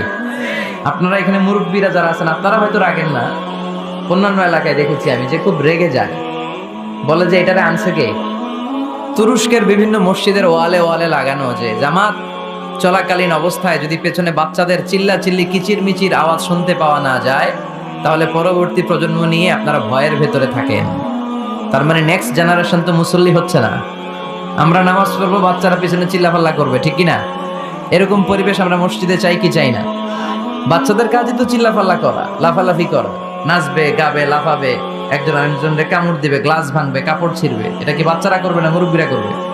মুরব্বী লাফালাফি করলে মানাবে? কথা বলেন তো। বাচ্চাদের কাজ বাচ্চাদেরকে করতে দেন, আর সাথে করে মসজিদে নিয়ে যাবেন, বাবারা মসজিদে নিয়ে যাবেন, ওকে বুঝাবেন যে এটা আমাদের ইবাদত গাহ, এখানে বসে আমরা আমাদের স্রষ্টাকে ডাকি, এখানে দুষ্টুমি করা যাবে না। তো বিশ্বনবীর মসজিদে নববীতে জামাতের প্রথম কাতারে দাঁড়াতো, প্রথম দিকের কাতারগুলোতে দাঁড়াতো পুরুষেরা, তারপর একটা সার্টিন গ্যাপ রেখে দাঁড়াতো নারীরা, তারপরে দাঁড়াতো ছোট ছোট বাচ্চারা। তো বিশ্বনবী সবাইকে নিয়ে দাঁড়িয়ে নামাজ শুরু করেছেন, আল্লাহু আকবার। রুকুতে গিয়েছেন, রুকু থেকে উঠে পড়েছেন সামি আল্লাহু লিমান হামিদা। পেছন থেকে সাহাবারা ফিসফিস আওয়াজে পড়েছে রব্বানা ওয়ালাকাল হামদ। একজন সাহাবা অতিরিক্ত আরো 4টা তাসবিহ বাড়িয়ে পড়েছে, হামদান কাসীরান তাইয়িবান মুবারাকান ফি। সালাত শেষে বিশ্বনবী সাহাবাকে বললেন, সাহাবীদের দিকে লক্ষ্য করে বললেন যে তোমরা সবাই পড়েছো রব্বানা ওয়ালাকাল হামদ, কে যেন বাড়িয়ে পড়েছো, হামদান কাসীরান তাইয়িবান মুবারাকান ফি। এই চারটা তাসবিহ কে পড়েছো? এটা তো আমি শিখাই নাই, তুমি পেলে কই? কেউ দাঁড়ায় না ভয়ে। বিশ্বনবী অভয় দিলেন, ভয় পেও না, দাঁড়াও। একজন দাঁড়িয়ে বলল, ইয়া রাসূলুল্লাহ, আমি আল্লাহর তাসবিহ কম কম পড়লে আমার পোষায় না, আমার পড়তে মনে চাই বেশি বেশি, এজন্য আমি নিজ থেকেই চারটা তাসবিহ বানিয়ে পড়েছি। বিশ্বনবী বললেন, ভয় পেও না, তোমরা তো দেখোনি, আমি সালাতরত অবস্থায় দেখেছি বিদউ ওয়া সালাসুনা মালাইকা, তোমার এই চারটা তাসবিহর যে সওয়াব হয়েছে, এই সওয়াবটা 30 জনেরও বেশি ফেরেশতা কে কার আগে আল্লাহর আরশে পৌঁছে দিবে এ নিয়ে আকাশে প্রতিযোগিতা করছিল। এজন্য আল্লাহর প্রশংসা কি কম কম না বেশি বেশি? সব সময় আল্লাহর প্রশংসা করতে রাজি আছেন? সব জায়গায় প্রশংসা করতে রাজি আছেন? আসুন সে আল্লাহর জন্য আমরা আওয়াজ করে পড়ি আলহামদুলিল্লাহ। করেন রব্বানা লাকাল হামদ হামদান কাসীরান তাইয়িবান মুবারাকান ফীহি ইয়া রাব্বি লাকাল হামদু কামা ইয়ানবাগি লিজালালি ওয়াজহিকা ওয়া আযীমি সুলতানিকা লাকাল হামদু বিল ঈমান লাকাল হামদু বিল ইসলাম লাকাল হামদু বিল কুরআন। আল্লাহ সব সময় তোমার প্রশংসা যেন আমরা করতে পারি, তুমি তৌফিক দাও। আজকে আমরা যে বইটা থেকে কয়েক মিনিট কথা শুনবো, বইটার নাম কি? কোরআন আল কারীম। এটা এমন কিতাব যেই কিতাবে কোনো ভুল নাই। এসেই দেখি টেবিলের মধ্যে অনেক বালু ধুলা, কোরআনের ভেতরেও ধুলা বালে, এগুলো আপনারা আগ থেকে পরিষ্কার করে রাখবেন। এগুলো হুজুরের জন্য রেখে দেয় যে মাহফিলের সব কাজ আমরা করছি, এটা হুজুরে করুক, এরকম আছে না নাই? তো ঠিক আছে, করলাম একটু কাজ, আর কোরআন পরিষ্কার করলে তো আরো ভালো। আল্লাহর কিতাবকে আমি একটু ক্লিন করে দিয়ে গেলাম। তো অ্যারেঞ্জমেন্ট গুলো আপনারা খেয়াল রাখবেন। আর মাঝে মাঝে কোরআন এমন ছিঁড়ে পাড়া, এত পুরাতন কোরআন এনে দেয়, আজকেরটার অবস্থা মাঝামাঝি, অন্য জায়গায় এত ছিঁড়া পাড়া কোরআন দেয়, তো ওইটা নিয়ে বসাই কঠিন। পৃথিবীর সবচাইতে নন্দিত কিতাবটা আজকে নিন্দিত এবং অবহেলিত, যেটা আমাদের সফলতার কারণ, যেটা আমাদেরকে দুনিয়া আখেরাতে মুক্তির জন্য আল্লাহ পাঠিয়েছে, সেটাকে আমরা গুরুত্ব দেই না। এজন্য আমি বলি যে Quran is not for yourself, not for your bookshelf, Quran is for yourself. Quran আপনার বুক সেলফে রেখে দেওয়ার জন্য না, এটা আপনার জন্য, এটা তেলাওয়াতের জন্য এসছে। প্রতিদিন কোরআন তেলাওয়াত করতে হবে, একটি করে হলেও কোরআনের আয়াতের অনুবাদ করতে হবে। কোরআনে আল্লাহ কি বললেন জানার দরকার আছে না নাই? এই কিতাবটা নির্ভুল একটা কিতাব। এই কিতাব যদি কেউ পাঠ করে তাহলে সে মানুষের মতো মানুষ হবে, বিশ্বাস হয়? এই কিতাব যদি কেউ পাঠ করে তাহলে সে সুশিক্ষিত হবে, কারণ এই কিতাবের প্রথম কথা হচ্ছে পড়ো, পড়ে নিজের জীবন গড়ো, ঠিক কিনা? আল কোরআনের প্রথম বাণী পড়ো, আল হাদিসে নবীর কথা পড়ো, আল কোরআনের প্রথম বাণী পড়ো, আল হাদিসে নবীর কথা পড়ো, পড়ে পড়ে শেখো, শিখে শিখে তুমি তোমার নিজের জীবন গড়ো। সুবহানাল্লাহ পড়েন, পড়ো, পড়তে পড়তে নিজের জীবন গড়ো। তো কোরআন পড়লে সে সুশিক্ষায় শিক্ষিত একজন মানুষ হয়, সিভিলাইজড হয়, ভদ্র হয়, সভ্য হয়, মানুষের মতো মানুষ হয়। এই কোরআন এসেছে আমাদেরকে মানুষের মতো মানুষ বানাতে। কি বানাতে? আওয়াজ করে বলেন, আবার বলেন। এই কথাটার সাথে আপনারা পরিচিত না? বলেন। মুরব্বীরা আমাদেরকে বলে না যে তুই মানুষের মতো মানুষ হ, এটা তো কমন কথা, ঠিক কিনা? তো এই কোরআন কিন্তু এসেছে আমাদেরকে মানুষের মতো মানুষ বানানোর জন্য। পৃথিবীতে মানুষের বড্ড অভাব। অনেকে বলতে পারেন, হুজুর কি বলেন, 700 কোটি মানুষ আর আপনি কোন মানুষের অভাব? কোথাও গেলেই খালি মানুষ আর মানুষ, রাস্তাঘাটে মানুষ, এখানে মানুষ, ওখানে মানুষ, বিশাল লম্বা সিরিয়াল। এগুলো খালি চোখে আপনারা যা দেখেন এগুলো মানুষ না, এগুলো জনসংখ্যা। এগুলো কি? এজন্য বলা হয় বাড়ছে জনসংখ্যা কিন্তু কমছে মানুষ। বাড়ছে কি কিন্তু কমছে কি? মানুষের মতো মানুষ হওয়া খুব দরকার। কোরআন এসেছে আমাদেরকে মানুষের মতো মানুষ বানাতে। আমি প্রায় বলি যে গরুর পেট থেকে বেরোলে ওটা গরু হয়ে যায়, ছাগলের পেট থেকে বেরোলেই ছাগল, মুরগির পেট থেকে বেরোলেই মুরগি, কিন্তু মানুষের পেট থেকে বেরোলেই ওটা মানুষ হয় না, ওটার মানুষ করতে হয়, ওটার মানুষ বানাতে হয়, ঠিক কিনা? আবার ছাগল রে কেউ কোনোদিন বলে না যে তুই ছাগলের মতো ছাগল হ, বলে? গরুরে কেউ কোনোদিন বলছে তুই গরুর মতো গরু হ? আপনাদের এলাকায় গরু টরু তো নাই না, এজন্য বুঝতে অনেক কষ্ট হচ্ছে মনে হয়। আছে গরু? গরু পালেন না আপনারা? পালেন? পালেন? তা আপনার গরুরে কোনোদিন বলছিলেন যে তুই গরুর মতো গরু হইস? ছাগলের কেউ কোনোদিন বলে না তুই ছাগলের মতো ছাগল হ, কিন্তু মানুষকে বলা হয় তুই মানুষের মতো মানুষ হ, কারণ মানুষের মতো মানুষের বড় অভাব। এই দুনিয়া এখন তো আর সেই দুনিয়া নাই, মানুষ নামের মানুষ আছে দুনিয়া বোঝাই, সেই মানুষের ভিড়ে আমার আসল মানুষ নাই, ঠিক কি না? আসল মানুষের বড় অভাব। তো এই কোরআনটা এসেছে আমাদেরকে আসল মানুষ বানাতে, মানুষের মতো মানুষ বানাতে। আপনি আপনার ছেলের এই বইটা পড়াই দিয়েন, দেখবেন মানুষের মতো মানুষ হয়ে গেছে। এই ছেলে আর চাঁদাবাজি করবে না, টেন্ডারবাজি করবে না, খাদ্যে ভেজাল দিবে না, মাছে ফরমালিন দিবে না, কোন সুন্দরী নারীকে মাঝরাতে পেলে ধর্ষণের চেষ্টা করবে না। চিল্লা এখন ঠিক কিনা? এজন্য এই কোরআনটা পড়াইতে হবে, শিখাই দিতে হবে। মানুষের মর্যাদা সবচাইতে বেশি। মানুষ যদি শ্রেষ্ঠ হয়, মানুষ ফেরেশতাকে ছাড়িয়ে যায়। মানুষ যদি নিকৃষ্ট হয়, সে পশুত্বকে হার মানায়। খুব দামি কথা, মনে রাখবেন। মেরাজ রজনীতে সাইয়েদনা জিবরাইল আলাইহিস সালাম তিনি সিদরাতুল মুনতাহা এসে বললেন, ইয়া রাসূলুল্লাহ, অনেক দূর এসেছি, আর তো যেতে পারবো না। এর উপর 1 ইঞ্চি গেলে আমার 600 পাখাকে আগুন দিয়ে জ্বালিয়ে দিবে কে? এখান থেকে আপনি আপনার রবের সাথে মিটিং করার জন্য উপরে যান, সুবহানাল্লাহ পড়েন। তার মানে জিবরাইলের খেলা যেখানে শেষ, বিশ্বনবীর খেলা সেইখানে। তাহলে মানুষ যদি মানুষের মতো হয়, সে ফেরেশতাকে ছাড়িয়ে যায়। আর মানুষ যদি খারাপ হয়, সে পশুত্বকে হার মানায়। কারণ দেখবেন, একটা পশু তার সমগোত্রীয় পশুকে হত্যা করে না। ছাগল কোনোদিন ছাগলের মারে না। একটা সিংহ আর একটা সিংহকে নৃশংসভাবে হত্যা করে না। একটা বাঘ আর একটা বাঘকে নৃশংসভাবে হত্যা করে না। কিন্তু একটা মানুষ আর একটা মানুষকে নৃশংসভাবে হত্যা করে কি করে না? করে। একটা সিংহ আর একটা সিংহকে মেরে 10 টুকরা, 15 টুকরা, 20 টুকরা করছে, এরকম কোনোদিন শুনেছেন? কিন্তু একটা মানুষ আর একটা মানুষকে শুধু নৃশংসভাবে হত্যাই করে না, হত্যা করে 10 টুকরা, 15, 20 টুকরা করে বস্তাবন্দি করে ক্ষেতের মধ্যে ফেলে দিয়ে আসে, এরকম ডাকাত আছে না নাই? মানুষ জনপদের পর জনপদ আগুন জ্বালিয়ে ছারখার করে দেয়, উপর থেকে বোমা মেরে শহরগুলোকে জ্বালিয়ে দেয়, আছে না নাই? আপনারা হিরোশিমা নাগাসাকির কথা শুনেছেন। দ্বিতীয় বিশ্বযুদ্ধে লিটল বয় আর ফ্যাটম্যান নামে 2টা বোমা ফেলেছিল আমেরিকান সোলজাররা। কি আজীব ঘটনা! হাজার হাজার মানুষ নিচে বসবাস করছে, ওই পাইলটরা 2টা বোমা নিয়ে উপর থেকে ছেড়ে দিল। যেই পাইলটরা ফেলতেছে ওরাও কিন্তু মানুষ, ঠিক কি না? আর যাদেরকে মারার জন্য ফেলা হচ্ছে তারাও মানুষ। এই যে আপনাদের ঢাকা চট্টগ্রাম হাইওয়েতে মেঘনা দাউদকান্দির ডানে বায়ে ভয়ঙ্কর ধরনের ডাকাতি হয়, জানেন? কুপিয়ে মানুষকে জখম করে রেখে দিয়ে যায়। আমি অবাক হই যে যারা কোপাচ্ছে এরাও মানুষ, আর যাদের টাকা ছিনতাই করে নিয়ে যাচ্ছে এরাও মানুষ। গত রাতে বা গত পরশু দেখলাম যে র্যাব ব্যাটালিয়ন 11 ওদেরকে গ্রেফতার করেছে, 8 জন ধরা পড়েছে। এগুলোর ক্রস ফায়ারে দেওয়া দরকার, কোনো বিচার টিচারের দরকার নাই, জায়গায় ক্রস ফায়ার। চিল্লায় বলেন ঠিক কিনা? তাহলে ক্রস ফায়ারের সঠিক ব্যবহার হবে। তো মানুষ যদি ভালো হয়, ফেরেশতার চেয়ে ভালো। মানুষ খারাপ হলে পশুর চেয়েও খারাপ। এখন সিদ্ধান্ত আপনার, আপনি কি ভালো হবেন না খারাপ হবেন? আমরা এমন মানুষ হতে চাই যে মানুষের মর্যাদা ফেরেশতাদের চেয়েও বেশি। এই কোরআন এসেছে আমাদেরকে মানুষের মতো মানুষ বানাতে। কোরআন এসেছে আমাদেরকে জান্নাতি বানাতে। কি বানাতে? আমরা জান্নাতে যেতে চাই না? সবাই চান? চান না কে কে দেখি? আপনি চান না? আমরা আসলে সবাই জান্নাতে যেতে চাই, ঠিক কি না?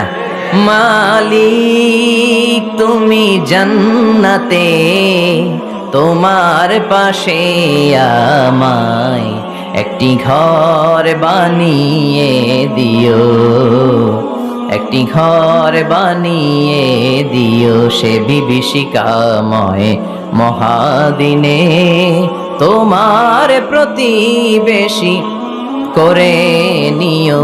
মালিক তুমি জান্নাতে, তোমার পাশে আমায় একটি ঘর বানিয়ে দিও, একটি ঘর বানিয়ে দিও।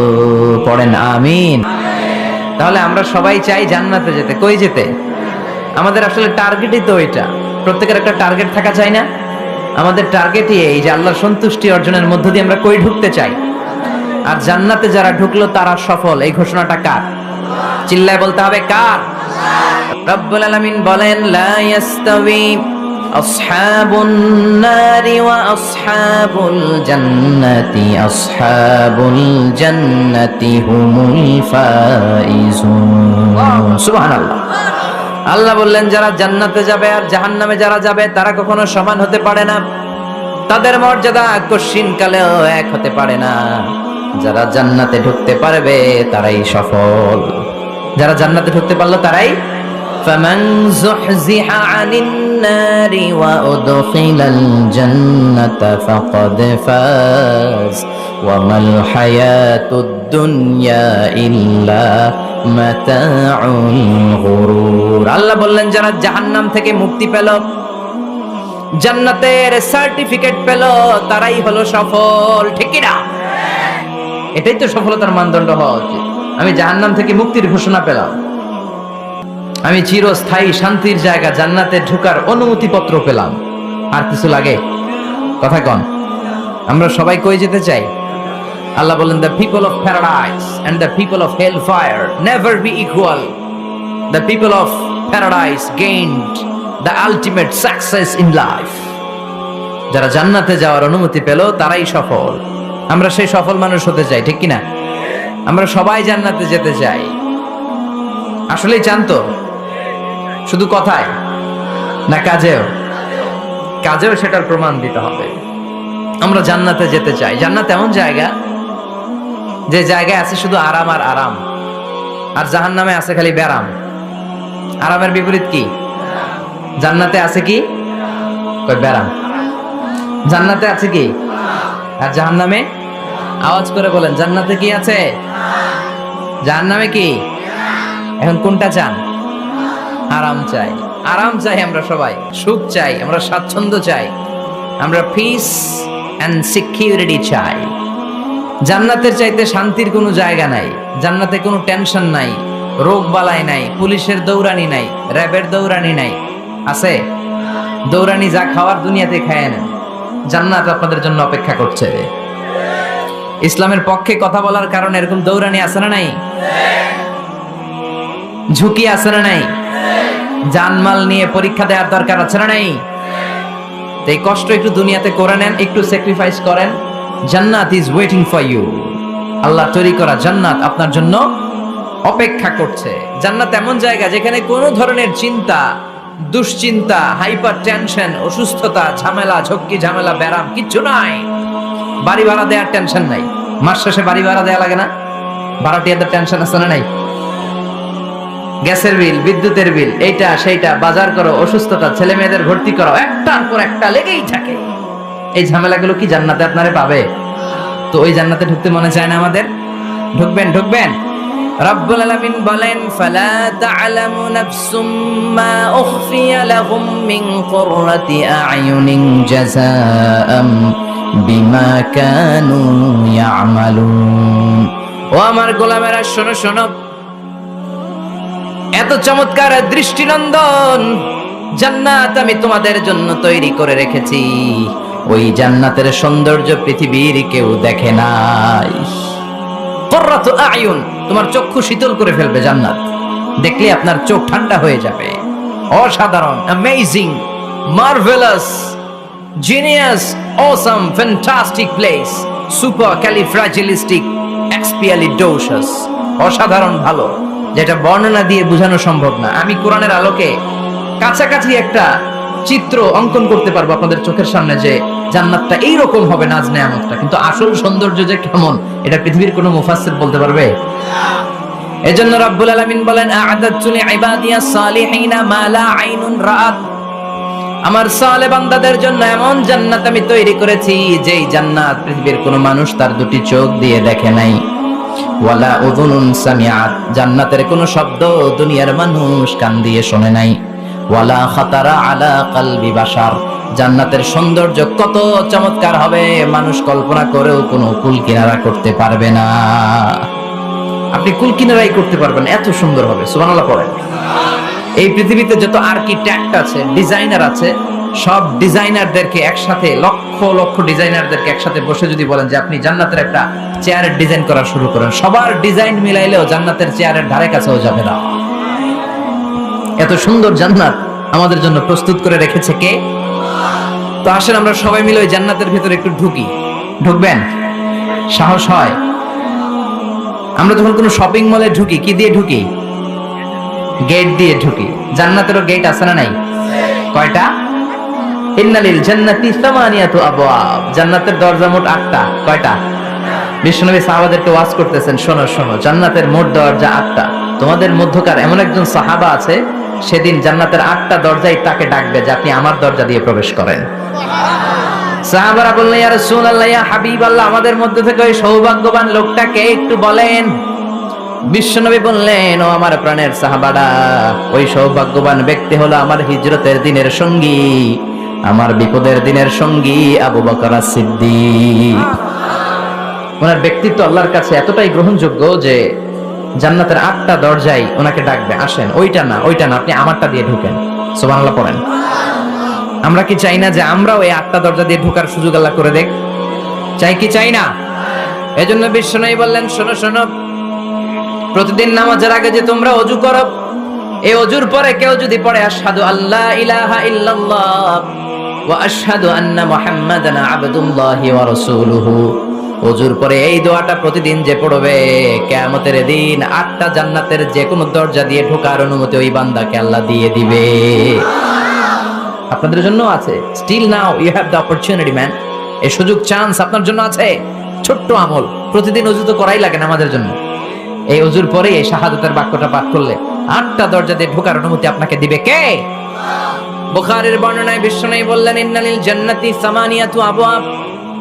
জান্নাতের ভেতরে আমি 8টা দরজা করেছি, 8 দিক দিয়ে ঢোকা যায়। মিনহা বাবুন ইসাম্মা আর-রায়্যান। ওই 8টা দরজার মধ্যে স্পেশাল একটা দরজা আছে, ওই দরজার নাম হলো রায়্যান। দরজার নাম লা ইয়াদখুলুহু ইল্লা সাইমুন। রোজাদাররা ছাড়া কেউ ওই দরজা দিয়ে ঢোকার অনুমতি পাবে না। আবার বিশ্বনবী বললেন, মান দাখালাহা লাম ইয়াযমা আবাদা। একবার রায়্যান দরজা দিয়ে ঢোকার অনুমতি যে পাবে, চিরকালের জন্য তার গলার তৃষ্ণা মিটে যাবে। এই যে রোজা রেখে সারাদিন আপনি কিছু খান নাই, পান করেন নাই, এটার প্রতিফল হিসেবে আল্লাহ তাআলা আপনার রায়্যান দিয়ে ঢুকাই দিবে। ওটা দিয়ে ঢুকলে তৃষ্ণা থাকবে না। সুবহানাল্লাহ। বাড়িতে যাই বলেন, আওয়াজ করে পড়তে হবে আল্লাহু আকবার। এখন এই দরজা দিয়ে যে আমরা ঢুকবো, এই দরজার সাইজ কত বড় একটু শোনার দরকার আছে না নাই? আমাদের ঘরের যে দরজাগুলো কত বড় size? 4 feet 3 feet, 4 feet 6 feet. আর আলিশান বাড়ি হইলে ওইটার কত হবে? 6 ফিট 8 ফিট, 6 ফিট 9 ফিট, এরকম হবে। তো জান্নাতের দরজাও তো এরকম 8-10 ফিটই তো হবে। কথা বলেন। বিশ্বনবী বললেন, ইন্নাল মিসরাআইন মিন মাসারি'আল জান্নাহ মা বাইনা মাক্কাহ ওয়া হাজার। মক্কা হচ্ছে সৌদির একটা শহর, আর হাজার হচ্ছে বাহরাইন, একটা দেশ আছে না, যে দেশের রাজধানী হচ্ছে মানামা। এই বাহরাইনের আরেকটা শহর হচ্ছে হাজার। এই মক্কা থেকে, সৌদি আরব থেকে বাহরাইন যত দূর, বিশ্বনবী বললেন জান্নাতের দরজাটা হবে ঠিক তত দূর। সেই হিসাবে কয়েকশো কোটি জান্নাতে এক ধাক্কায় ঢুকবে। কয়েকশো কোটি এক ধাক্কায় ঢুকে যাবে। আল্লাহু আকবার। এই জান্নাতের ভেতরে আল্লাহ চমৎকার কিছু ক্লাসিফিকেশন করে দিয়েছে। সব জায়গায় এই ক্লাস থাকে, first class, second class, third class, economy class, platinum class, promo class, business class, higher class, lower class, আছে না নাই? এই যে কুমিল্লা টু ঢাকা যে বাস চড়ে, বাসে ক্লাস আছে না? ফার্স্ট ক্লাসের টিকিটের দাম বেশি, সেকেন্ড ক্লাস কম। বিমানে সামনের সারিতে দেখবেন কিছু বিজনেস ক্লাস থাকে, হিউজ স্পেস থাকে। ওদের যে ফুড এন্ড রিফ্রেশমেন্ট দেয়, ওই খাবারটা খুব উন্নত থাকে। তারা এয়ার হোস্টেসকে সব ধরনের ফ্যাসিলিটি নিতে পারে, যে এটা লাগবে ওইটা লাগবে, এক্সট্রা অনেক কিছু তাদেরকে দেয়। কিন্তু ইকোনমি ক্লাস যেটা আছে পিছনে লম্বা, ওখানে এত ফ্যাসিলিটিস নাই। তো জান্নাতের ভেতরেও কিন্তু অনেক ক্লাস আছে। সুবহানাল্লাহ পড়েন। মোট 8টা ক্লাস। কয়টা? এর মধ্যে সবচেয়ে হায়ার ক্লাস হচ্ছে আল ফেরদাউস। ওটার নাম কি? জান্নাতুল ফেরদাউস। বিশ্বনবী কিন্তু ওইটার মধ্যে থাকবে। সুবহানাল্লাহ পড়েন। ওইটার ভেতরে থাকবে। তো আমরা থাকবো কোনটায়? কথা কয় না। আর সাহস করে বলেন আমরাও থাকবো এটাতে। সবাই যদি আল্লাহ ওইটাতে রাখে, জান্নাতের কোনো ঘাটতি হবে? এটা যে কত বিশাল জান্নাত! জাহান্নামের আগুনে পুড়তে পুড়তে, অনেক লম্বা ঘটনা, বললে এটাই আধা ঘন্টা খেয়ে ফেলবে। জাহান্নামের আগুনে পুড়তে পুড়তে, বুখারীর বর্ণনা, আখিরু মান দাখালাল জান্নাহ, সর্বশেষ যে লোকটাকে আল্লাহ জান্নাতে ঢুকাবে, তার জান্নাতের সাইজ হবে এই পৃথিবীর 10 গুণ বড়। তাহলে ফেরদাউসের অবস্থাটা কি? পৃথিবীর সবাই যদি ফেরদাউসে থাকি, ফেরদাউসের জায়গার কোনো কমতি হবে না। চিল্লায় কোন সুবহানাল্লাহ।